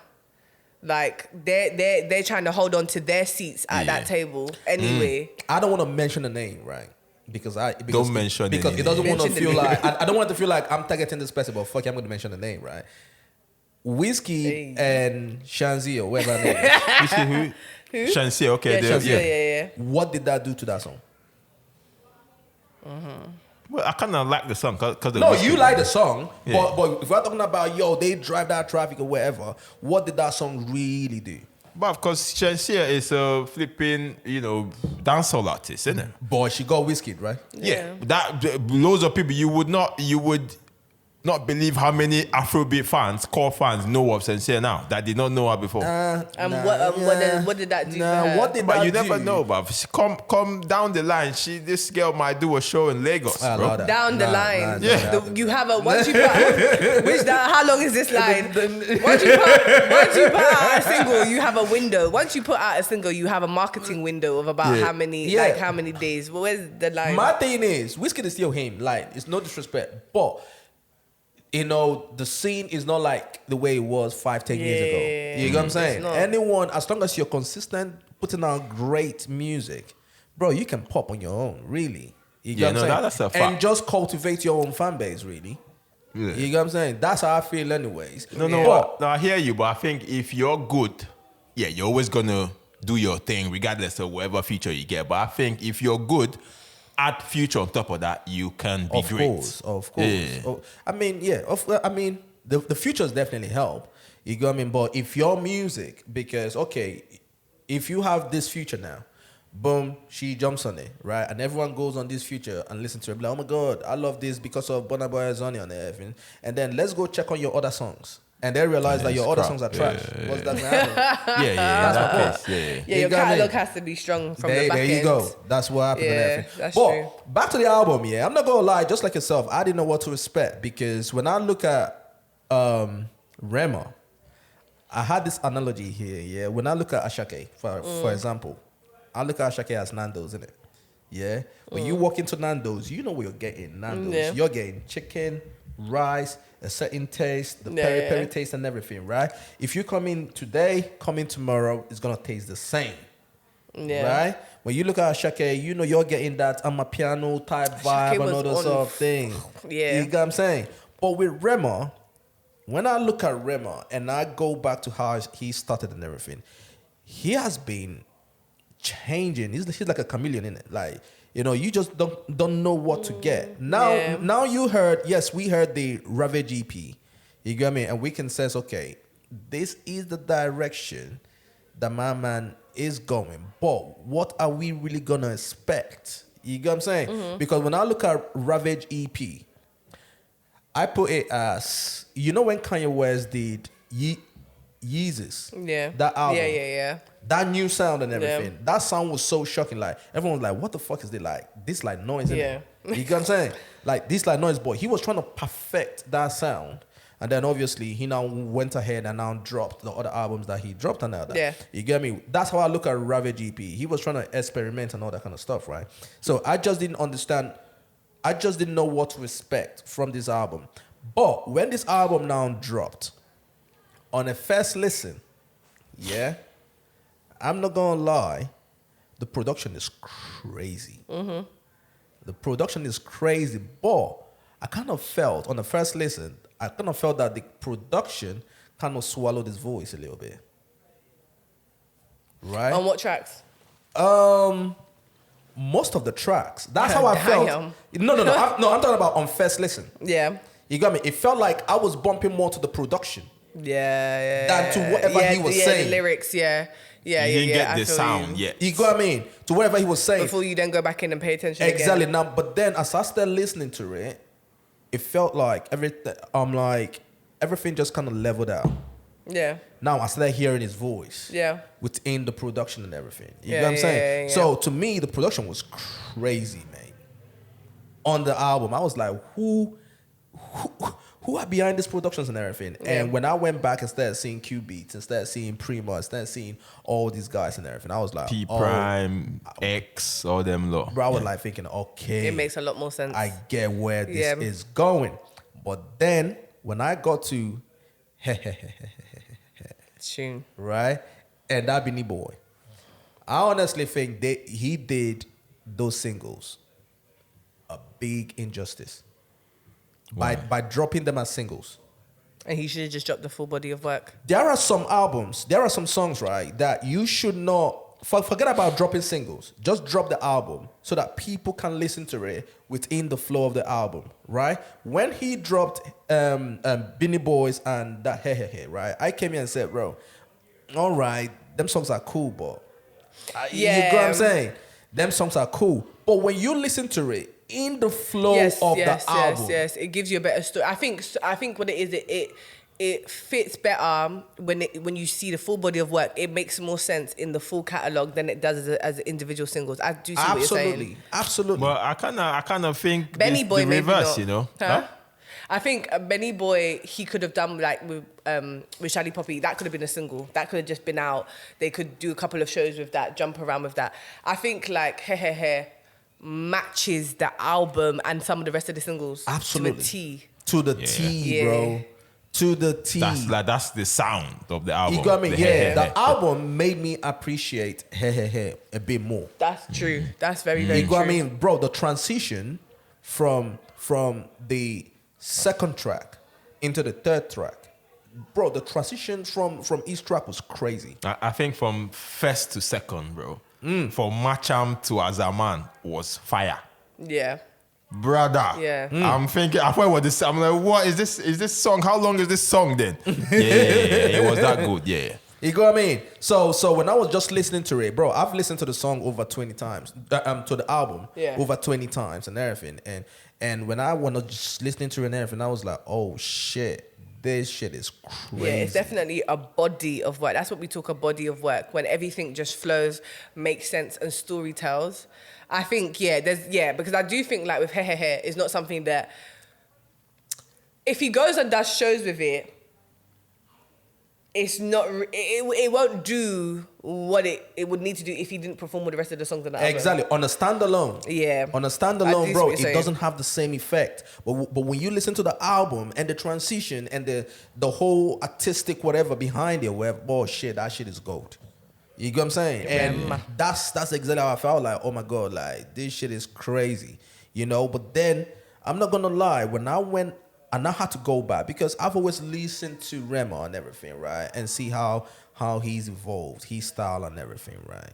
Mm-hmm. Do you guys think, because this whole conversation has been going on, do you guys think that Rema is really an Afrobeat artist? Or we can say, what's really Afrobeats, really? I think the question should be, what's Afrobeats? Because I think people have different understanding. to what Afrobeat is. For me, Afrobeat is identity for me. You're from Africa. You're from the same place in Africa. So you're That's And it. this is Afrobeat your artist. translation, how you translate whatever it is sound you're putting out. Then that is you call it Afrobeat or Afro pop, whatever you want to call it. But in this case, for Rema, I'll call it Afro pop because obviously it's popular, and then he's from Africa, innit? But then again, I think he's always had that style where he always put in fusion. He's always had that fusion thing where if he will fuse. What's that rap? Rap, hip hop. He will fuse the Emo. Indian style, emo. Emo type He's always rap, yeah. had that fusion where that's why the sound now. I'm not really surprised. Like surprised that he's decided to do it. Like not just one single and then test the water. Like take that single and then let's do a whole album. That is a bit okay. That's a bit too bold for me, which I like though. It's bold, but I love it. Yeah. I can't lie. I think Rema for me is that guy where I don't think he wants to set to where he is, bruv. No, but he's always said it though. Yeah, I think he wants to be. I think he wants to be an individual artist that does music influenced from by where he's from, which is an African. So he wants to have that African influence, but he's an individual artist. Like he just wants to do music. Yeah. I remember when this came out with the same conversation came out with like Kelly Rowland, and she was like, "Listen, I'm not R&B, I'm not this, I'm not that. I'm just an artist, and I'll give you a bit of where I'm from, which is Houston, and I'll give you a little bit of influence, but I'm just doing music." And I think a lot of Afrobeat artists are now doing that. It's like, let me do music. And I might go to Ghana, give you a little bit of hip life, high life. I might go to Nigeria, give you a bit of this. I might go to South Africa, give you a bit of that. But I'm just an artist. Yeah. When you box yourself in, it's difficult. Very because difficult. what you're doing is you're training people's mind to only see you in that particular way. And once people see you like that, God forbid you try sway. Oh, that's it. My gosh, they will hang you. Yeah. Which they They'll do. hang Bro, you. Yeah. Do you know what you just said that right? That's what I've always said. I said part of the reason why I like someone like Thames, right? Because Thames faced a lot of backlash as well because of her sound and everything, right? I look at that. You do what you want to do. Be on it. Eventually, the people that are gonna buy into it are gonna buy into it. You get what I'm saying? Like that's exactly how I feel as an artist, right? You have to do your own thing because if you chase styles and everything, you are gonna be burnt And out. they're gonna confuse You're the gonna be consumer. burnt out. And once they know you for this, and now you want to change to that, It's long. it's long. It's gonna be a very long day for you. You get what I'm saying? And when I look at someone like Rema and look at the way he's evolved, I had to go back and look at his entry into the whole thing, People forget Rema used to sound like XXX Tentacion and Juice WRLD. Like that was what he was on. You get what I'm saying? Because when I look at him, right, I never believed like, okay, cool, whatever Afrobeat music is to people. I never believed that he was that he was an Afrobeats artist. I think he's just an artist, right? Who is so influenced because we come from a place, I don't know about Ghana, but we come from a place where the American culture was so Same like Ghana. it was so They're big. so influenced. You get what I mean? The influence, the rap and everything, right? And when I look at Rema's age, right? How old is he? I think he's like 24 now or something. 24, Yeah, 23, right? That's or rather that's after Lil Wayne. You get what I'm saying? Like that's what they grew up on.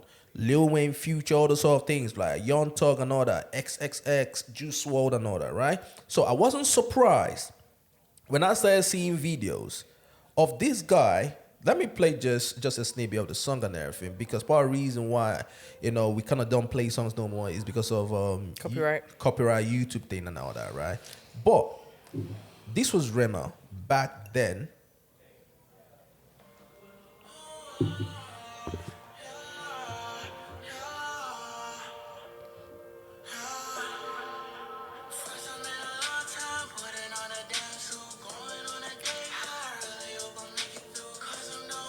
You know what I mean? Like That's that Californian dream, smoking Kush.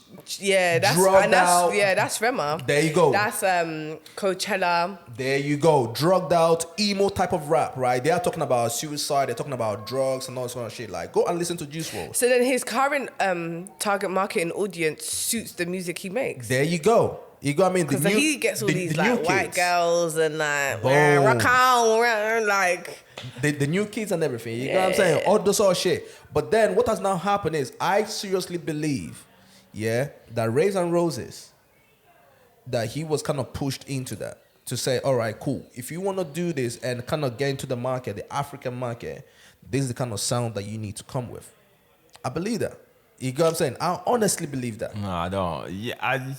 You're giving the people too much credit, bruv. Not the people. I'm talking label. about the label. Yeah, exactly. The label. You're giving the labels too much credit. oh, the label takes all the credit. Yeah, but the Listen, do you thing is know- though, the label tell you, because they are there, they are the handlers in it. They Yeah. will have to tell you, okay, this is direction that we need to go. You got me? Which is the reason why you see a lot of artists coming with this style and everything, and then just in front of your eyes, they switch to the next style and everything. Yeah. It's a label. You got what I'm saying? You know? So you also hear a lot of artists say, bro, I can't do the type of songs that I really want to do. Yeah, they don't you have got what I'm control. saying? Because they understand the market, where they are, the location where they are, and they say this was going to work in this market. So I honestly believe when I look at Rays and Roses and everything, and the type of, the African whatever that he was doing there, I honestly don't believe that that's him. I think what we are looking at right now Yeah, he's about to go down a lane where he's about to do what is he him. wants to do. What he wants to do. Yeah. You get what I'm saying? Because you can see the heavy influence of the emo type thing, the Lil Uzis, the Travis Scotts, the Playboy Yeah, Cartis. look at the graphics for the Look at the album. graphics, the dark, thing, looking cultish or He whatever did the the thing tour is. with he did the show with the horse. With Do the you horse remember? and everything. And then the last show that he did, he has a flag or whatever, the black flag and all that Yeah. shit. You get me? Like, when you look at what he's doing and you look at the Rages is the Travis Scott's fan base and everything. It's kind of like It's the all same the same shit. thing. It's very dark. You got me? It's all like the same shit. He's trying to create that whole festival. Bro, Travis Scott was in London. Was he yesterday or 2 days ago? Yeah. Bro, look at the videos, bruv. Yeah. Look at the Mental, mosh yeah. pit, bruv. You got me? Like, they appeal to a different type of audience, bruv. You get what I'm saying? So I'm not surprised that he's getting a lot of backlash that he's getting now. I'm talking about Rema from the African listeners or wherever, or his audience. But Because it's like, but you have to grow. Like, my people, my people, my people, my people. Listen, artists need to grow, and unfortunately, we don't have a lot of artists who are going to uphold a lot of legacy, timeless. We've lost that like timeless music. The Michael Jacksons, the Whitney Houstons, the Stevie Wonders.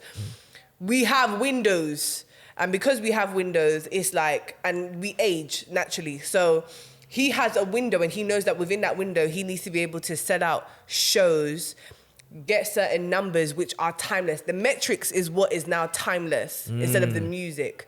So he needs to be able to achieve certain like goals, which is like major festivals, right?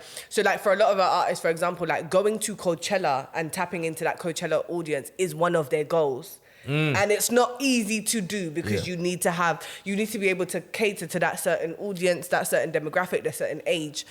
So they have certain shows and certain numbers they want to achieve, certain festivals. And in order to do that, you cannot stay where they first found you. you cannot. That's just what happens. I know it's tough to say that.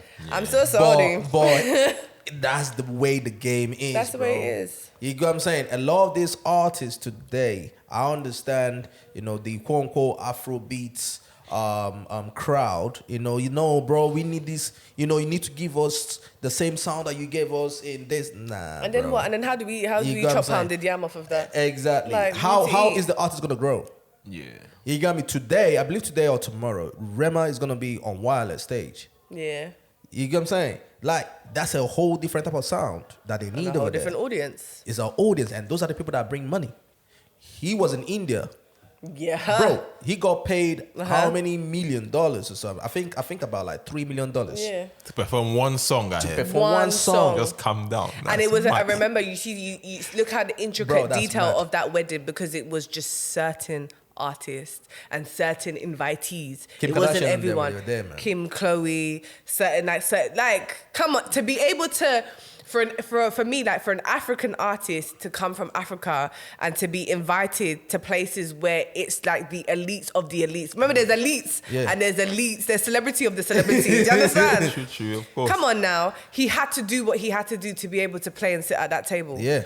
Yeah. Not many of them are able to sit at that table. They are not playing the Nigerian game no He more. got picked before the big threes. That's what I'm saying. You know what I'm saying? That's mad. Which kind of make me believe though? Which kind of made me believe? You see that news that came out the other time about Burna Boy turning down $5 million to perform for the Dubai to perform in Dubai because he wanted to smoke or something. because he couldn't smoke. I cannot believe that now. I cannot believe that. You kind of believe that he turned it down because I cannot believe that there are people that can fuck out that money and say, "Hey, come and perform." And he turned it down. Just a couple songs. Yeah, of course. And he turned it down. Yeah, he turned it down because obviously you're not allowed to smoke in Dubai. So what you don't believe the turn down or the money offering? Yeah, which one are you not believing? That's what I'm thinking. Like, what are you not believing? No, at first I didn't believe that he was offered the money. Okay. You go what I mean? Because you gotta believe that he was offered the money, then he turned it down. I didn't believe that the money was offered at first. I thought he maybe kind of put it in the song as, you go what I mean? But when I now think about it and thinking, bro, there are people out there that $3 million, $5 million is nothing to them. Yeah. They will say, hey, I believe it was Ed Sheeran that was even talking about it. So, you go, I mean, that listen, he gets invited to somewhere in Dubai or wherever. It's a different conversation. Yeah, for them to just, hey, listen, we just need you to stand right there in the middle of the sitting room and just play some song for us. Yeah. Here's $5 million. You need to understand, I think even Kim and Chloe got paid to show up. That's what I'm saying. They didn't even have to speak. Imagine that. You go, I mean, Rihanna was paid how many million to go to India as well? Too. Yeah, she did the pre-wedding party. There you go. It's the same. It's the same. Yeah, people, the same isn't it? people, bro. These people are worth $214 billion dollars. Different vibrations, different level. The celebrity of celebrities of celebrities. This is no 33 tenths by No, vibration. Don't get that 310, bro. That is a whole different type shit, bro. Oh, different kind of vibration. These are a whole different type of emotion. We have suffered, though. No, I'm telling you. So my thing is, right, the African diaspora, and I know this is hard to swallow because we look at these people like our own, right? We look at these people like, okay, you guys came from here, we need it. Bro, these guys are international acts right now. And for you to get into that next stage, that's a whole different sound you need to kind of bring. You get what I'm saying? I believe it was Burna Boy that was in Germany or something. Did you see the festival and all that, right? He turned, what's the name of the song again? Was it City Boy or whatever? Oh, some reggae kind of He version. did like the reggae rendition to it. Yep. You get what I'm saying? For that crowd. And you know what's going to happen? That crowd will now go start listening to his songs or whatever. Yeah. And that's basically what it is. You get what I'm saying? I believe it was Adekunle Gold or wherever. He turned one of his songs to house music type thing or whatever. So that's what. Yeah, you get what I'm saying? So these people are chasing a whole different market out there. And we need to let them do it. We need to let them do it. Because if we want to have seats at the table as Africans, we need to be able to get into these rooms.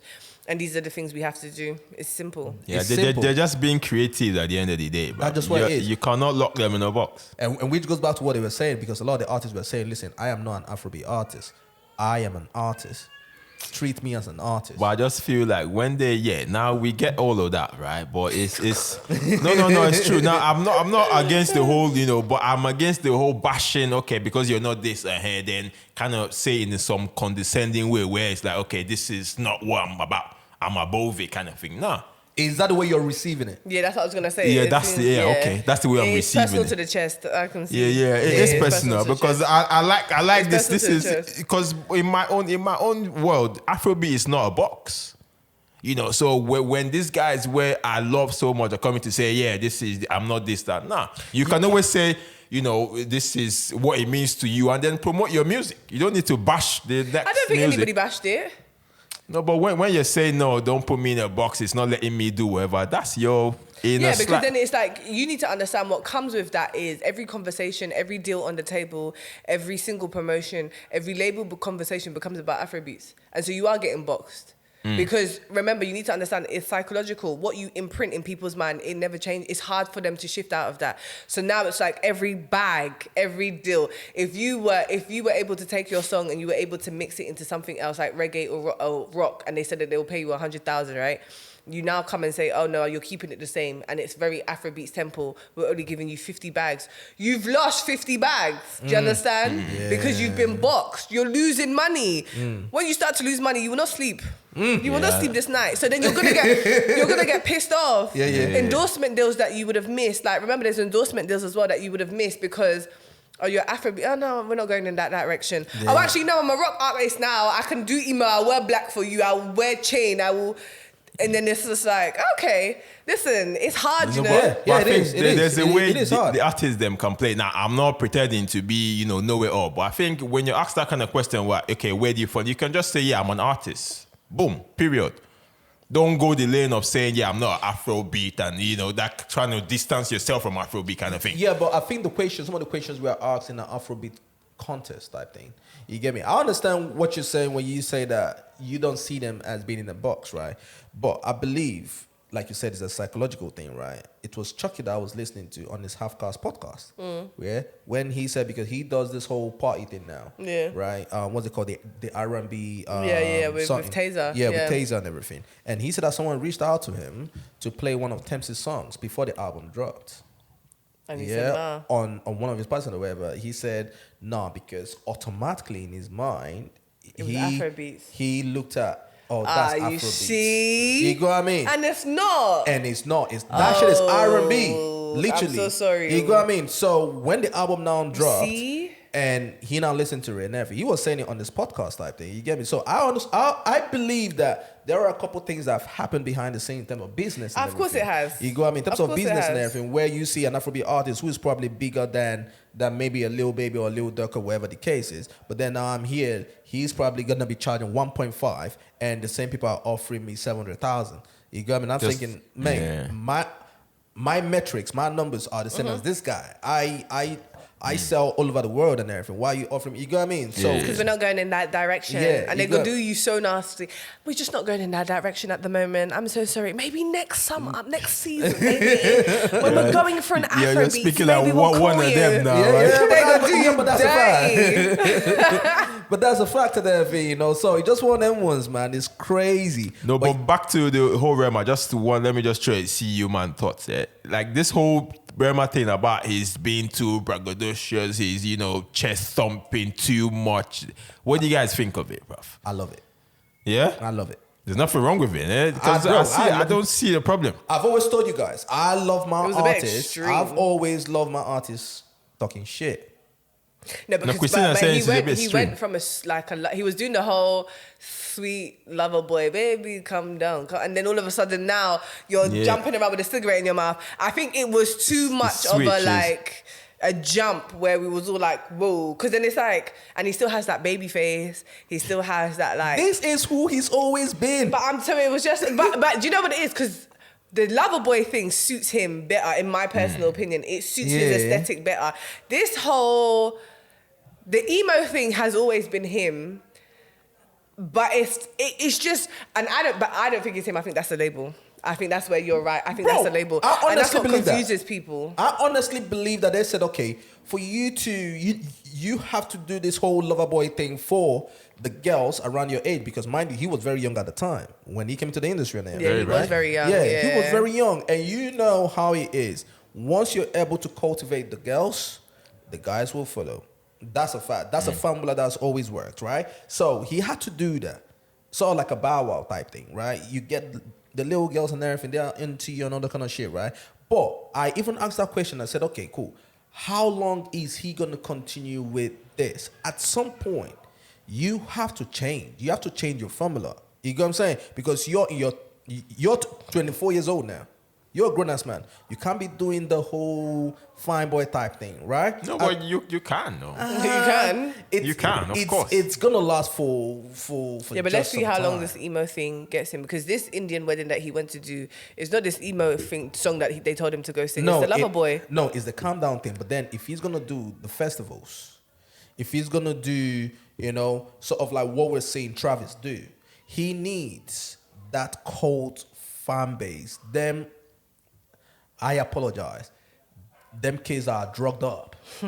Nah, just call them ravers, bro. Come on. Yeah. But that's what it is, bro. Just You call get me? them ravers, bro. Bro, they are They're drugged ravers, up. okay. They're ravers. Just They're call them ravers. ravers. Bro, but those are the people. But those are the people that go festivals. Yeah. You get me? You see them there doing balloons and shit, like the mosh pit and everything, bro.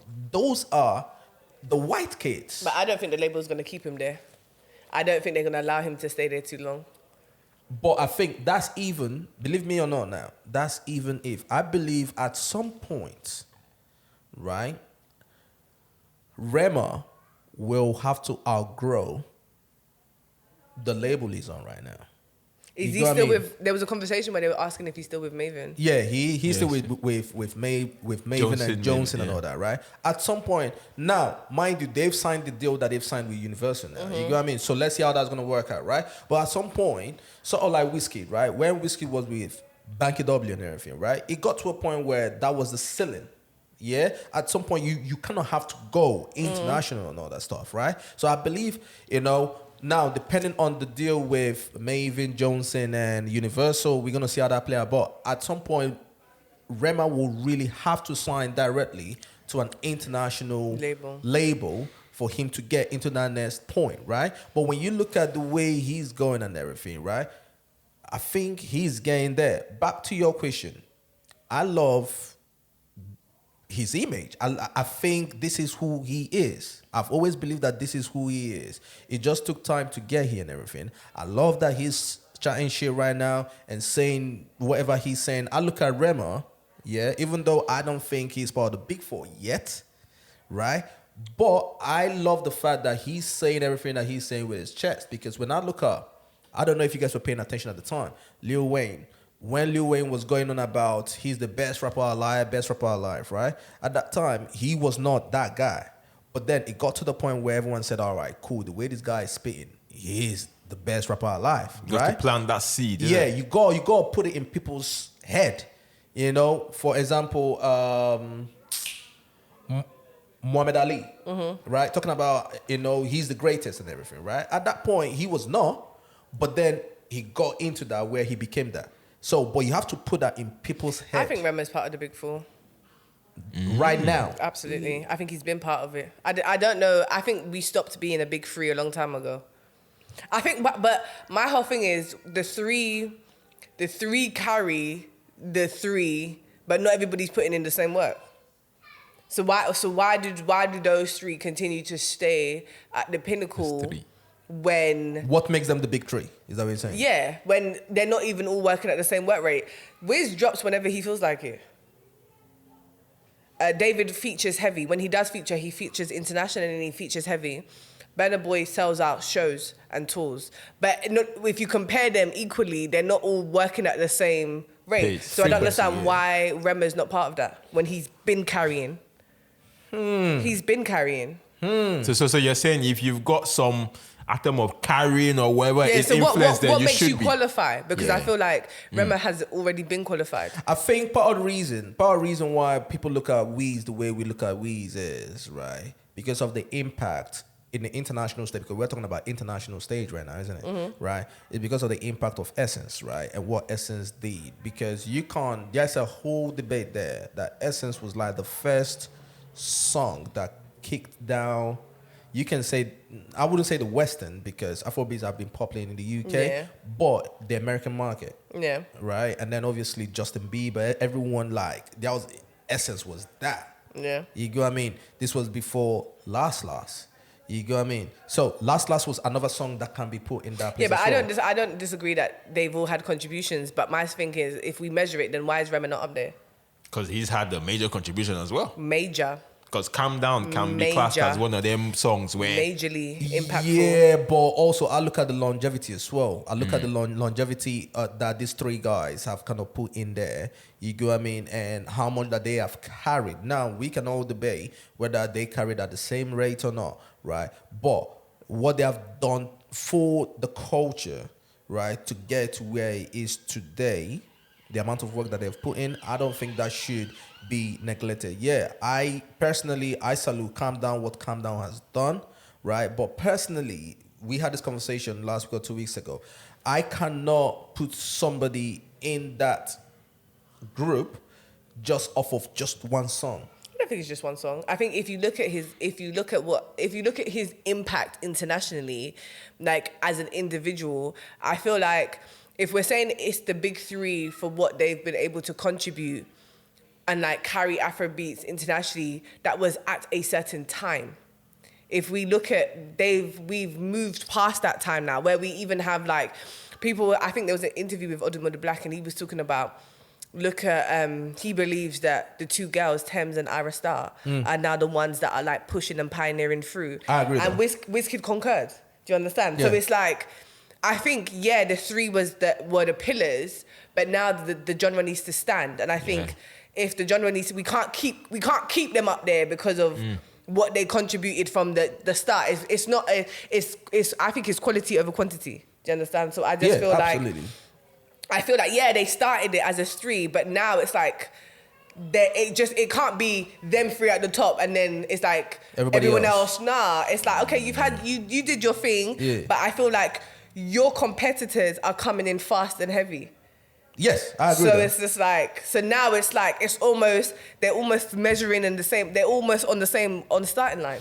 The way I look at Rema, I think that he brings in something different. When you're talking about being so versatile, different or whatever, I'll give you that all day. You go, I mean, what he's bringing in, I don't think any other person is bringing it in, right? In terms of his sound, the subgenre of Afrobeats, if you want to call that, you get me? He's creating his own shit, calling it like Afro wave and all that. You go, I mean? So he's different from the pack. But then I think it's still very hard for me, right? Because I guess we probably have to look at, okay, what criteria are we measuring it from?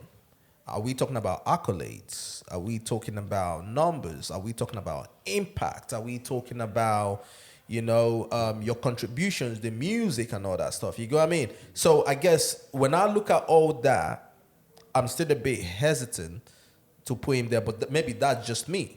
Yeah. You go what I'm saying? I'm still a bit hesitant to put him there, but is he edging towards that bit? Yes, he is. You go what I mean? Is he very, very talented? Yes, he is. Is he very, very versatile? Yes, he is. Impactful? Yes, no doubt. You go what I mean? When you look at what Calm Down has done, when you look at what this album, I think at some point we are going to look back to this album and say, okay, this was the pivotal point. You go what I mean? For him to go on and do great things and everything. Mm-hmm. You go what I mean? So I give him that respect, but then at the same time, I guess it's probably very, very hard for me to sort of like put him in that group, considering what the other guys have done. You get me? And I do agree with you that the other guys, some of the guys are not very active as they should. I wish they are. Yeah, but I guess when you've been at that top for so long, sometimes, like you're saying, it's like sometimes the title alone is just enough. It's like we see Wiz as like he's like legendary, like in terms of what he's done for Afrobeats. It's like Wiz will always be Wiz, but it's like at this point he's talking more than he's making music. Do you understand? But that doesn't take away from the fact that Wiz is still Wizkid and it do you understand? But my thing is just like your competitors are coming in fast. Absolutely. So sometimes it's like it's not enough to sit at the throne. Yeah. You understand? You still have, and that's why for me, one of the things is I always respect Burna Boy, because Burna Boy always moves like he's still hungry. Oh yeah, you can tell. Burna Boy always, and I think that's a testament to his mum.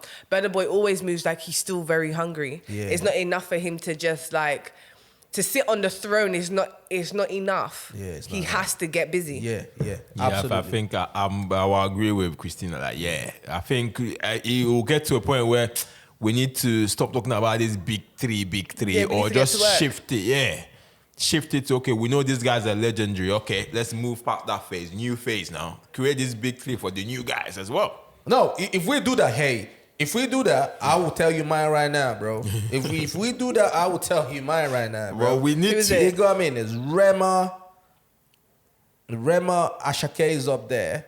Look at Ashake. Bro, you know Look at Shake's years. Listen, it's competitive. If you do that, it is very competitive. But right we there. we need to because going Ashake came off in what- heavy and had solid years back to back to back. Ashake came in with hits back to back to back to back. Because only now he's like quite, because he's in the behind the scenes, he's getting active. Trust me.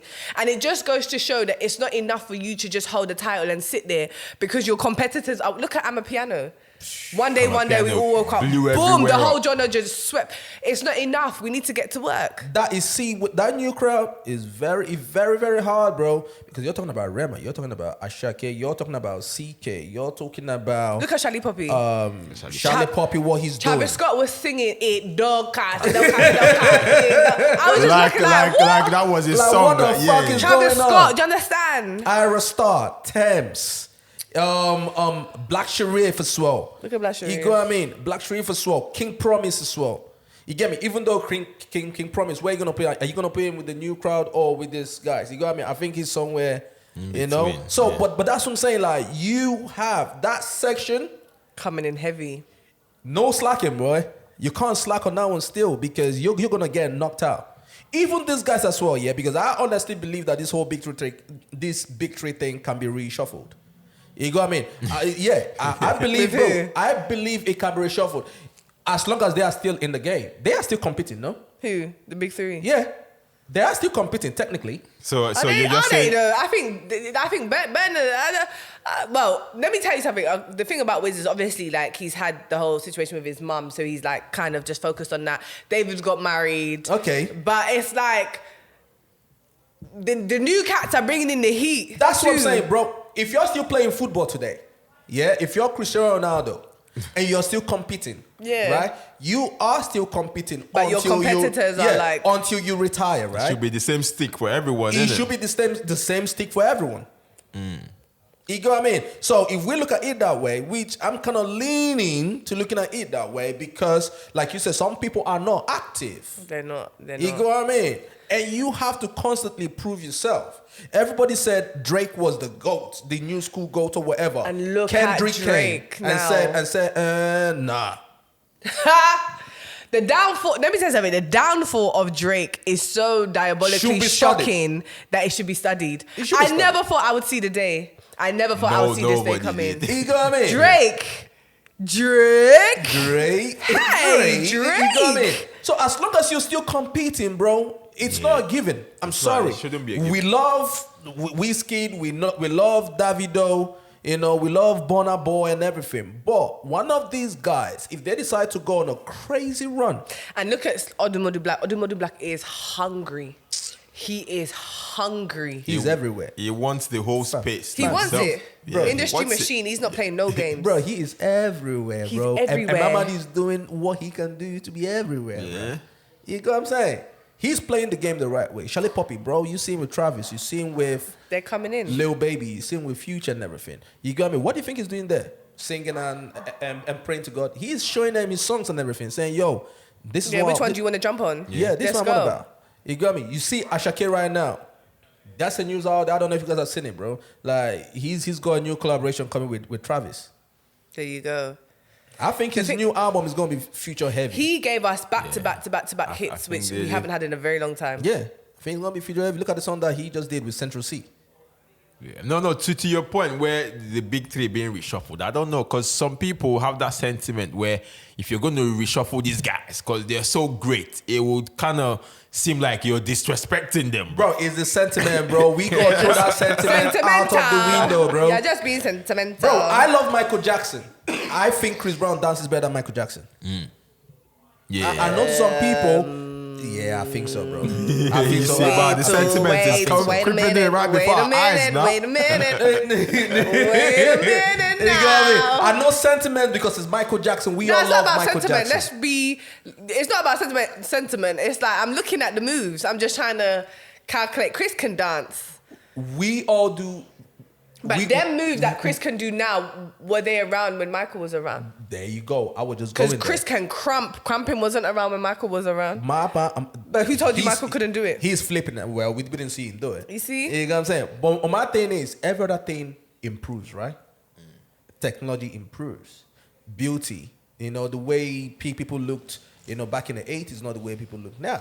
right? Every other thing improved. Sports, everything improves and all that. So why do you think some of these guys, when you look at Burna, yeah, he probably got his influences from this person, this person, this person, and everything, and created his own shit, right? We look at Rema, you can tell where my man is getting his influences from and all that shit. You get what I mean? So everything will improve and all that. And when you look at it, bro, if you're not active the way you should be, you are gonna be left behind. I don't care who you are.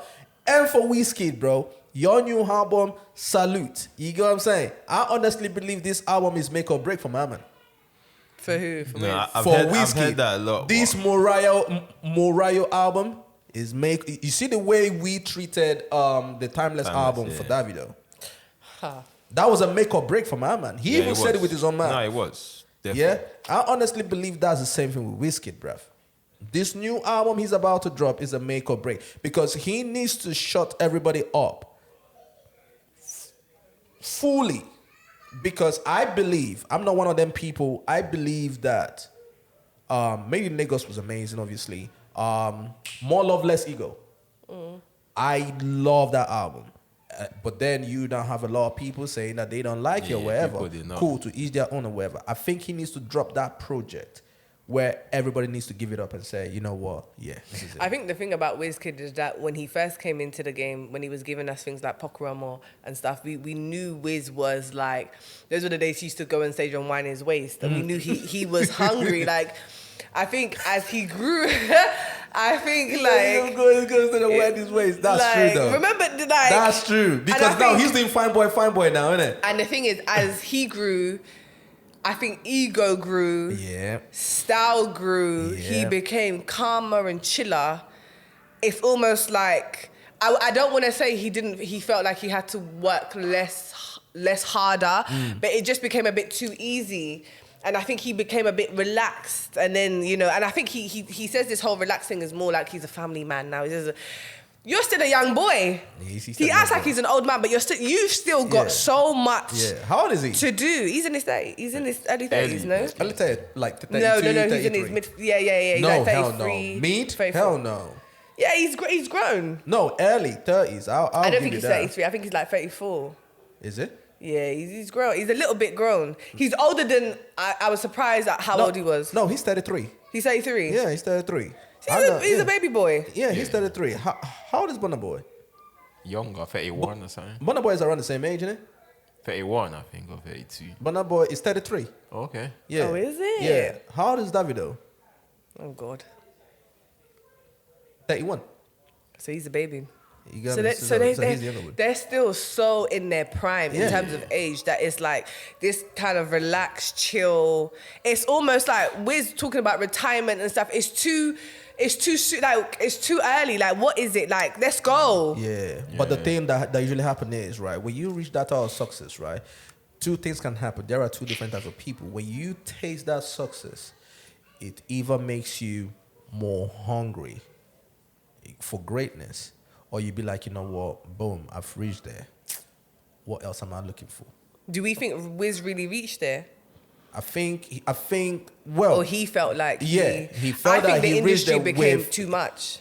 You think I think, so? yeah, I think industry life became too much where it was like, I think now he sees what's more important. He's very family orientated and he's very into like loyalty and like stuff like that. Like, I think industry, like dealing with people all the time, being out all the time, like all of that, like you could see that it was like, he's not really just like, I've been out with him. If you're out with him and Jada, they're just like very like, they're very chill. Jada's very, like Jada really very chill. She just goes around, she chats with people, she'll kiki. Like she was with my, at the time she was on our table and she was just giving like my cousin drinks and they were just all kiki, very chill. Where I feel like David is very like laid back in it. Davido. No, Davido is egotist. He's arrived. He wants everybody to see him. And Burna is like that as well. When they walk into the room, it's like, I'm here. I've arrived. Whereas Wiz is more just wants to chill with the people. He just wants to chill. So I think sometimes, I do think industry played a part in a lot of why Wiz is more like, I'll give you what I want to give you and then just leave me alone. And also, just like you said, being a family man, because when you look at Burna, he has no ties in it.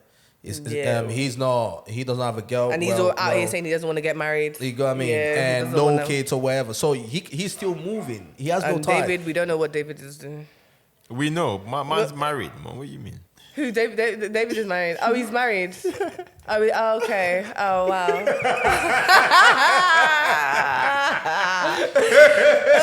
Okay.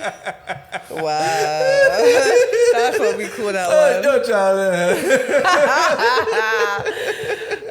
Man's a married man. Come on. Did you see how him and Wiz were going back and forth about relationships? Where Wiz, he tried to call Wiz a woman beater, he tried to call him a serial cheater. Oh my God! Listen, and this is industry. You see, industry. No balance, because I feel like what goes on with David is a battle between family, culture, and industry. Yes, I think if Davido was able to choose his own reality, I don't think we would have got a wedding. I believe that. I don't think we would have got a wedding, bro. And you need to remember how big his family are as well, and who they are, and what that means, like politically. I think if Davido had a choice, we wouldn't have got a wedding at all. I honestly believe that. I see what she's saying right now. I've got a couple homeboys and everything. We all went to school here and everything, right?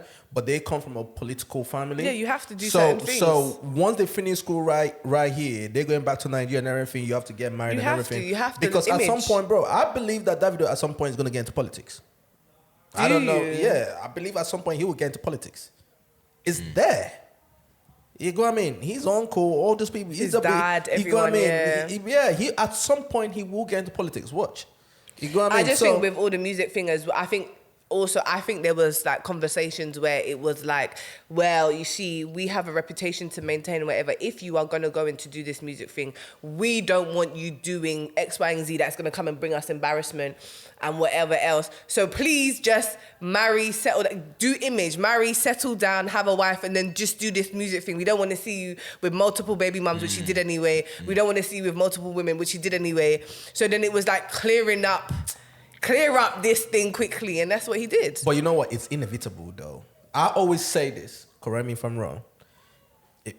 I do not see why a young, successful person in their prime, whether music or sports, should get into a relationship. I don't see that. No, because, I don't agree. I don't. Do you know why? Okay, see this way. If you're young in your 20s or whatever, right? You're so successful and everything. Every girl is throwing themselves on you. Yeah. Right? Not a lot of people are going to be able to withstand that temptation. Let's be honest, right? So you're opening yourself to some next aggro that you probably don't want to deal with because you have a girlfriend at home or wherever. I always believe, get it out of your system. Have fun. Get it out of your system. And at some point where you have developed that discipline or whatever, later down the line, then you can now settle down. Yeah, I do agree with that. But don't you like what Wiz has with Jada? Yeah, no, I do. That's not later down the line. He's only 33. Yeah. Jada's older than him, but he's only 33. I think you need to have allies, and I think you need loyalty in this dirty game. Yeah, but also you need to be that type of person. If you look at LeBron James, right, who has been with his high school sweetheart, whatever the case is, right? Yeah. You have to be that type of person.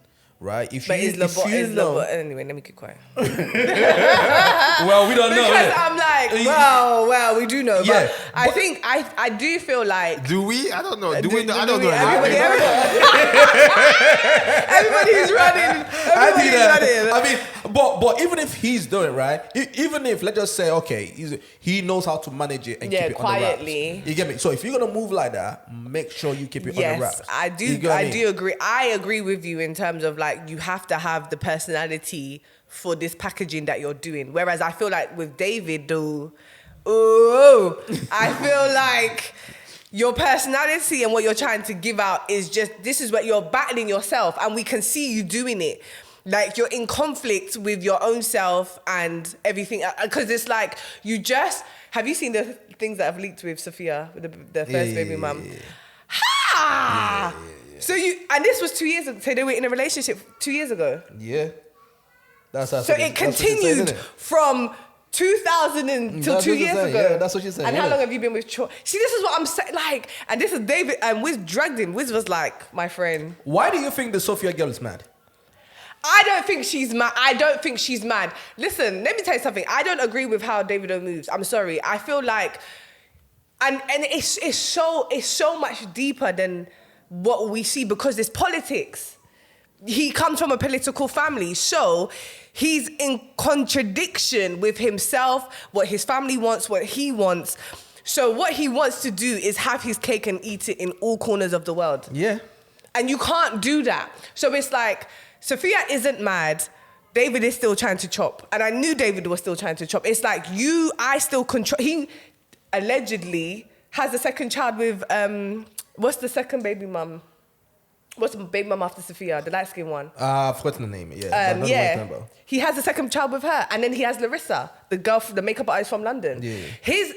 And then it's ego. It's like, you are my baby mum. I still have access to you. If you see in the court documents, David wanted Sophia to live in an apartment that he brought. Yeah. And she said no. Yeah. Why? Because it's like, as long as I allow you to give me these things, you still want to control me. Yeah. I don't think she's mad. I think she just doesn't want to be. The problem is, once you have a baby with said people, you are stuck with them for your whole brand and everything is stuck with them. So you don't think, right? I don't think she's jealous of that marriage at all. No, I don't think she's jealous of the marriage. But I think, right, when I think about it and some of my experience in there, right, obviously we've agreed that maybe he was two-timing Chioma and this one at the same time, right? So he was in a relationship with this one and with Chioma, right? And from my man brain, he probably told this one, yeah, like the Chioma girl, you know, it's not a serious thing, or I'm gonna break up with her, oh no, or he denied, promised this one everything, right? Only for now to come out and now get married to this one. At the time he was dealing, it looks like with the timeline, the time he was dealing with Sophia, Chioma was always there. Yeah. I think she knew, and I don't think she cared. I do think he was promising because she was the first one, and that's what I'm saying. I remember believe he was originally making promises. so in love with her. Yeah. Like she was like the pinnacle one before he brought all the other ones. I do think though, I think she's at a situation where she's like, give me everything I want, but I don't want to be tied to you. Where he's like, no, you have to be tied to me, and you need to let me sleep with you, and then I'll give you everything. Whereas the other one, did you see the second baby mum put out a tweet like, I just like soft life, so leave me out of the drama? I said, hey. Yeah. But that's the celebrity Who life. does it? Hey. Who doesn't? But that's what the She celebrity said, please life. do. You want to sleep with me, come. If you want, I just want the house, the car, and the clothes. She's a smart one. In my opinion, she's a smart one. But the thing is, I remember Sophia being very hyper independent and always being the entrepreneurial one out of all of them. I think she wants all the resources, but she doesn't. But I don't want to be tied down to you. She doesn't want to be. She wants to be free. Yeah. And the family, and you should not see how the uncles and everybody's the ones texting involved her. and everything. That would annoy me because that's just control. Yeah. I mean, it's mad, isn't It's politics. It's like we run it's Nigeria. You want to run? No. You stay here. You know, but that goes back to my point, right? Because you made a great point. Someone like Davido, right? He's here where he has to deal with family. You know, the type of family he comes from. Maybe he's gonna get into politics at some point. Now you also have the celebrity industry lifestyle and everything, right? So you have this guy having to kind of battle between, or rather among these things. All right? of it, which is a lot. You know, which goes back to my point. I honestly do not think, a young man or a young woman, right? You are living a celebrity lifestyle. You're traveling all over the place. You're seeing a lot of this pretty women and everything. They are all throwing themselves on you, right? I have a theory. The part of the reason why Burna Boy broke up with Steph was because, listen, I just need to have fun. You know, because when I look at myself, right? Listen. What are you coming to say? No. This is what I'm trying to say. When I look at myself, when I put on my man brain, right? And I came from a Peckham, for example, right? I came from a poor home or whatever, right? And boom, my talent gets me to this point where I'm seeing some of the prettiest girls in the world. Yeah. Right? I want to enjoy that first. Yeah, but after a while, all of that becomes redundant. Boom. You've gotten it out of your system. You know what I mean? Because when I was in uni, broke, right? Like I didn't have money like that, doing whatever, right? And then I came out of uni, got a job or wherever, right? I know when that check hit and you say seeing money in your bank account, you want to see what it feels like to go to the club and tell a girl, hey babe, how you doing? But don't you think with that fast lifestyle, fast lifestyle, it will become redundant in a week. It's quicker. The Yes. redundancy is Yes. quicker. You can get it out of your system in a day. Not really in a day. Well, in a week, you fly here. You imagine you're doing 6 shows. You do a show here. You get on the jet. You fly to. yeah. You could bang out one girl from each country in a day. There you go. So it depends on who you are. Some people it takes longer. Some people it takes shorter. Yeah. You get me? But I believe that you need to get that out of your system to realize. And you know think what? David hasn't got that in his system? I've done that. I don't know. You do know. Do you think Davido has got it out of his system? I mean, if he's going to walk down the aisle, then yeah. My dear. You should have seen the bombastic side eye he just had when he said that. When he said that, he looked at everyone. Please. No, but hey, well, what can you say? I mean, if man is willing to walk down the aisle, then yeah, you could. Because we'll give him Your that acting as of walking down the aisle is like a massive commitment. Yeah. Yeah, to okay, it's done. Once I walk down this aisle, it's finished, it's over. No, of course. It's just beginning. It's not. just But then beginning. again, You have to just change your strategy. It's kind of tells you, okay, I need to mend my ways. Now I'm not going to be moving wild anymore. Who said that? But I mean, every average guy would not move wild after walking down the aisle. I don't think so. Yeah, well, Davido will get the pass. Okay, My dear. maybe. I am talk. Let's hear you. Open your mouth. Let's hear something. Let that vocal cord speak. I'm wondering, mate. Talk then. I'm wondering, mate. Listen, bro. I think we're gonna see a different You know pattern what? now. Do you know what? Trust me. Do you know what? In an ideal world, I agree You with said you. in an ideal world. In an ideal world, I agree with It you. wouldn't be this madness anymore. I don't think. No, I'm not talking about Davido. I'm just talking about walking down the Yeah, aisle in yeah. general. Nah, bro, that really don't mean nothing in 2024. No, bro. no. It means you curtail your movements now. It's not just moving like you don't have somebody beside you. What changed? Fam, Because what there are changed? married Because people what out changes? here. There are Because married people out- you tend to lose some. You're gonna lose. Now you're which is protecting. what? Which You're is what? protecting whatever it is. What are you gonna lose that you didn't have already? No, what you've got on the table. He had That that, is what- but you that- had that already though. That is what. If we go into a divorce, you're looking to take. You're looking. The woman is taking half No, of if your you have shit. a prenup, if you're legally covered, Kelly, what are you gonna lose? There are people out here. There are married people out here that are moving worse than single people, fam. Yeah. That's a fact. But then again- that whole walking down the aisle thing does not Especially mean if you've been engaged or you've been in a relationship for so many years. Anyway, marriage doesn't change that. nothing. It No, doesn't, it doesn't change. that. What I'm saying is, now, if the timeline of this same person, how they were moving when they were not married is different from when they move when they're married. Probably. It's not, I'm not saying they're not doing the madness anymore, but it's kind of, you can see the change. Yeah, Is all I'm saying. yeah. Now, Okay. if it's changing for better to worse, I don't know, but there's a change. I hear still. that though. I hear that though. But salute to everyone involved though. You get me? Salute to everyone involved. Peace and love. Peace Yeah, and man. love. Peace and love, man. Peace and love. man. But Trust before we round up on everything, man, rate Rema's album 1 to 10. But I think I'll let Christina do it. And where do you guys think this is gonna go to in terms of his career now? Who's starting? You're starting. Come on. You're the beautiful one. That's a fact. 1 to 10. Rate it. I would give it a strong 8. That's excellent, isn't it? Yeah, pretty much. In school, yeah, that's excellent. Yeah, pretty much. An 8. Yeah, that's dope still. And where do I think it's gonna go? I think it's gonna be part of his rebrand, and I think we're gonna see a lot more different stuff from him. Yeah, including his image. Yeah. How about you, Kels? Excuse me. I think it's similar to Christina. I rate it very highly. Now, because of the What's whole the number? trend. because yeah, I What's know the you know number? I'm not giving any number. No, now. you can't do that. You're No, like- you can't do that. yo, The thing is, you know I what? wasn't even gonna give a number because I knew this was gonna be see, political. 'cause You can't bow out. You know, this is what I'm going to Why buy. you You out. can't bow out. No, you Bro, can't do look at that. this guy, No, yo. I might be one editing reason. my number Okay, I'll out. give you. If you don't accept, then I might give a number. What I'm going to bow out is because there's this. I don't know if it's jokes, but whenever I stick out a number, there these guys they take it and then they Which is why I didn't want to give a number because I knew about the backlash. But I throw myself in the deep end, so you two throw. not give even a the number. comments from him, from Toby and the lot. when I give a number, that's like, yo, we know Kelly does that. That's why I give a don't. number. Tell me you think the no, number's see, low. the thing is, there's a notion here. Yeah? You see, go on. When it comes to any Afrobeat artist or African artist or whatever, right? Kelly always grade the album 12 over 10. You got me? It's the best album in the world.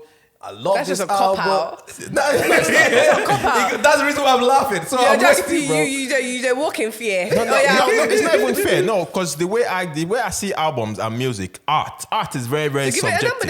number then. No, I'll get to my number, but art is very subjective. No, it's true. Yeah, it's I'm true, not it's going to true. go on what you think. What you think is the best music in the world might sound like rubbish in my head. Yeah, And true. that's how I grade my album. I grade it from what I'm listening, what's entering my head. Okay. So it's not industry thing. All right. Okay, sure. Give grade us a the album number. then. Give us a number. On that note, but this is a 10.5.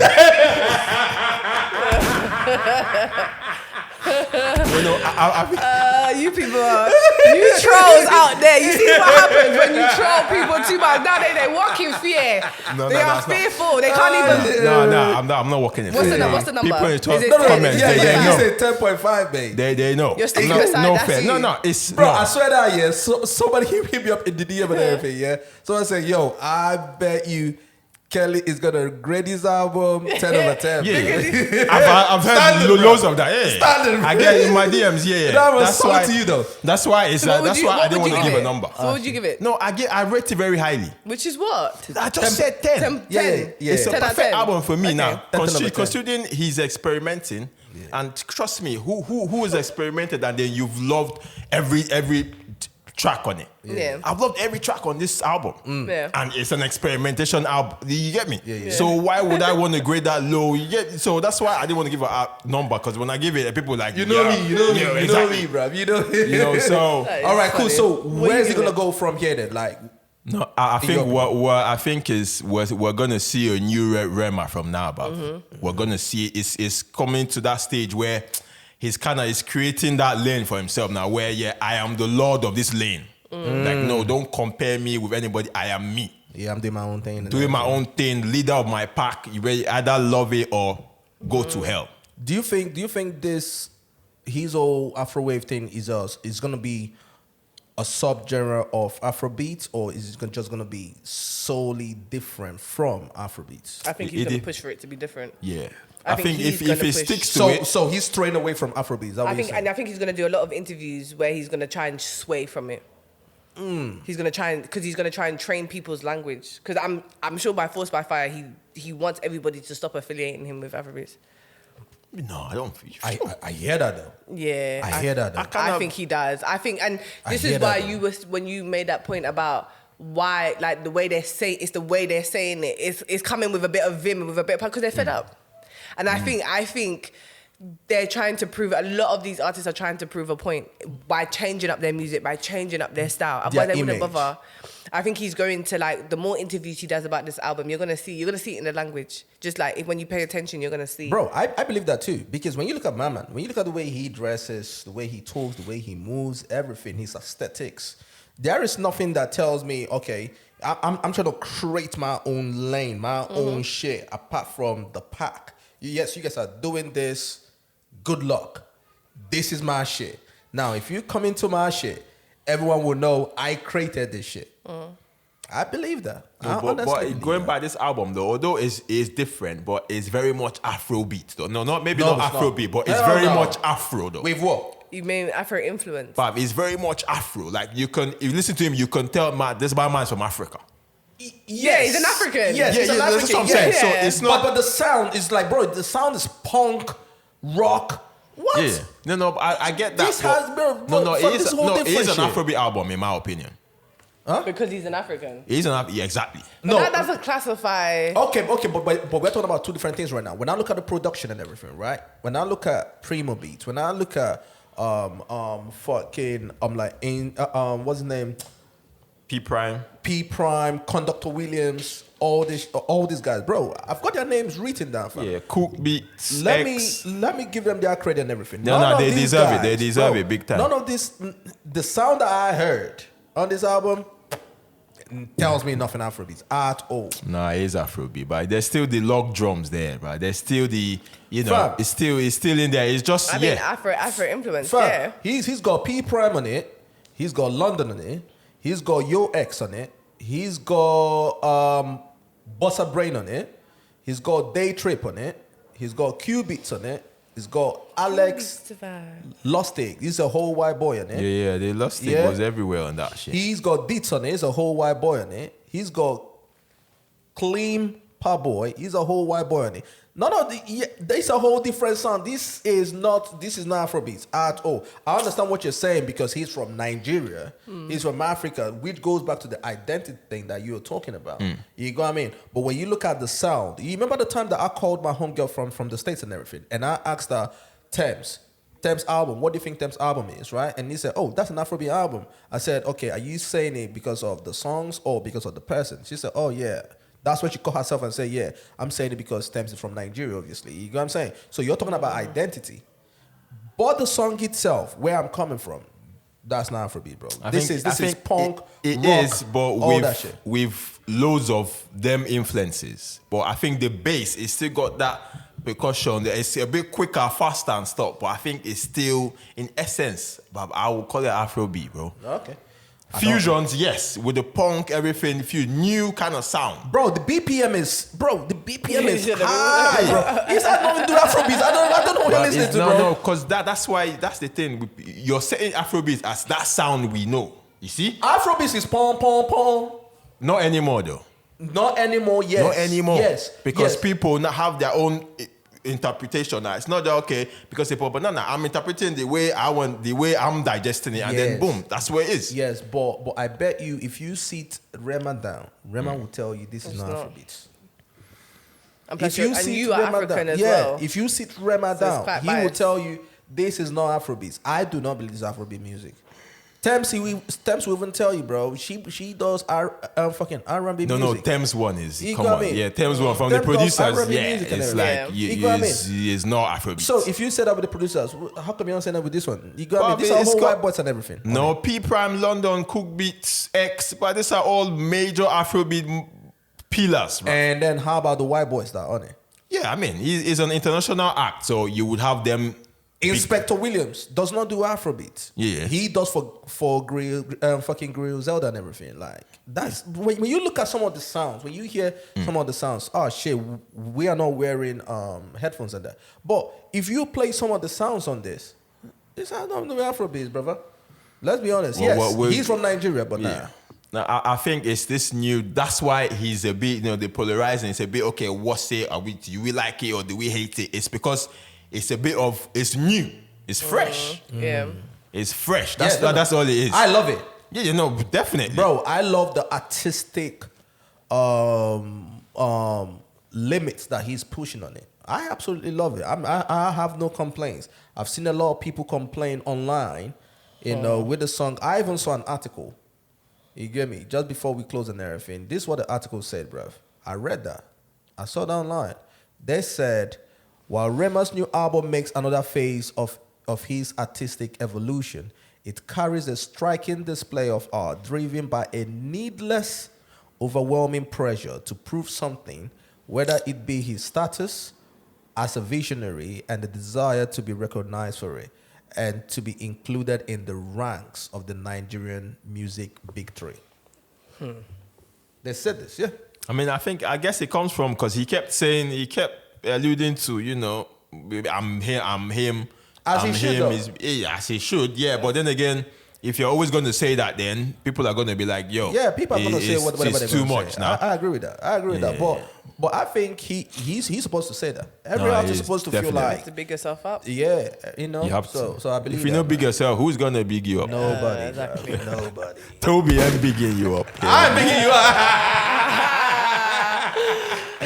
You know what I mean? Nah, bro, it's been a good one, though. It's been a good one. It's been Everything. Yeah, great amazing. conversation and everything. Bro, it's always great conversation whenever Thank you're around. you. Man. Yeah, Christina always gives us good Yeah. vibe. All the Hopefully, time. hopefully she's not going back to Ghana anytime No, soon. I'm man. here. We'll definitely do this again. You know what I mean? We'll definitely do We this should, again. we and everything. should. Come by anytime, you know, every Saturday. We're obviously here. Although I heard she might be running up to Rwanda next, but we don't know. We don't know. We'll find out later, bro. Listen, I would not be surprised, you know. The world is our oyster and everything, Yep, man. yep, That yep. way. You know what I'm saying? That But way. yeah, man, listen, guys, it's been a good one today. Salute to all the freshers out there, man. You guys could be anywhere in the world, but you're right here with us, and for that, we salute you lot. Yes, It is yes. Fresh Off the Boat podcast. You know, watch the videos if you haven't. All videos that's on there, watch them as well. Subscribe to the channel. We are seeing the numbers going up and everything, you know. And we thank everyone that's been commenting, sharing the videos, liking the videos, and posting it on Twitter and all that kind of stuff. We salute you lot, man. Yeah. Keep on doing that. You know what I'm saying? And then also the audio episode is on Spotify, Apple Podcasts as well. So do that as well. He's your boy Toby, and the beautiful Christina, and Kels behind the scenes. Yep. And Cole, wherever Cole is, you know, mingling with the white people out there. People just sipping cream and strawberry, bro. That's a fact. You know what I'm saying? Yeah, yes, boss. But salute to him wherever he is, man. You know, and also salute to you lot, man. Until next time. Appreciate Peace you. out. Peace out. So.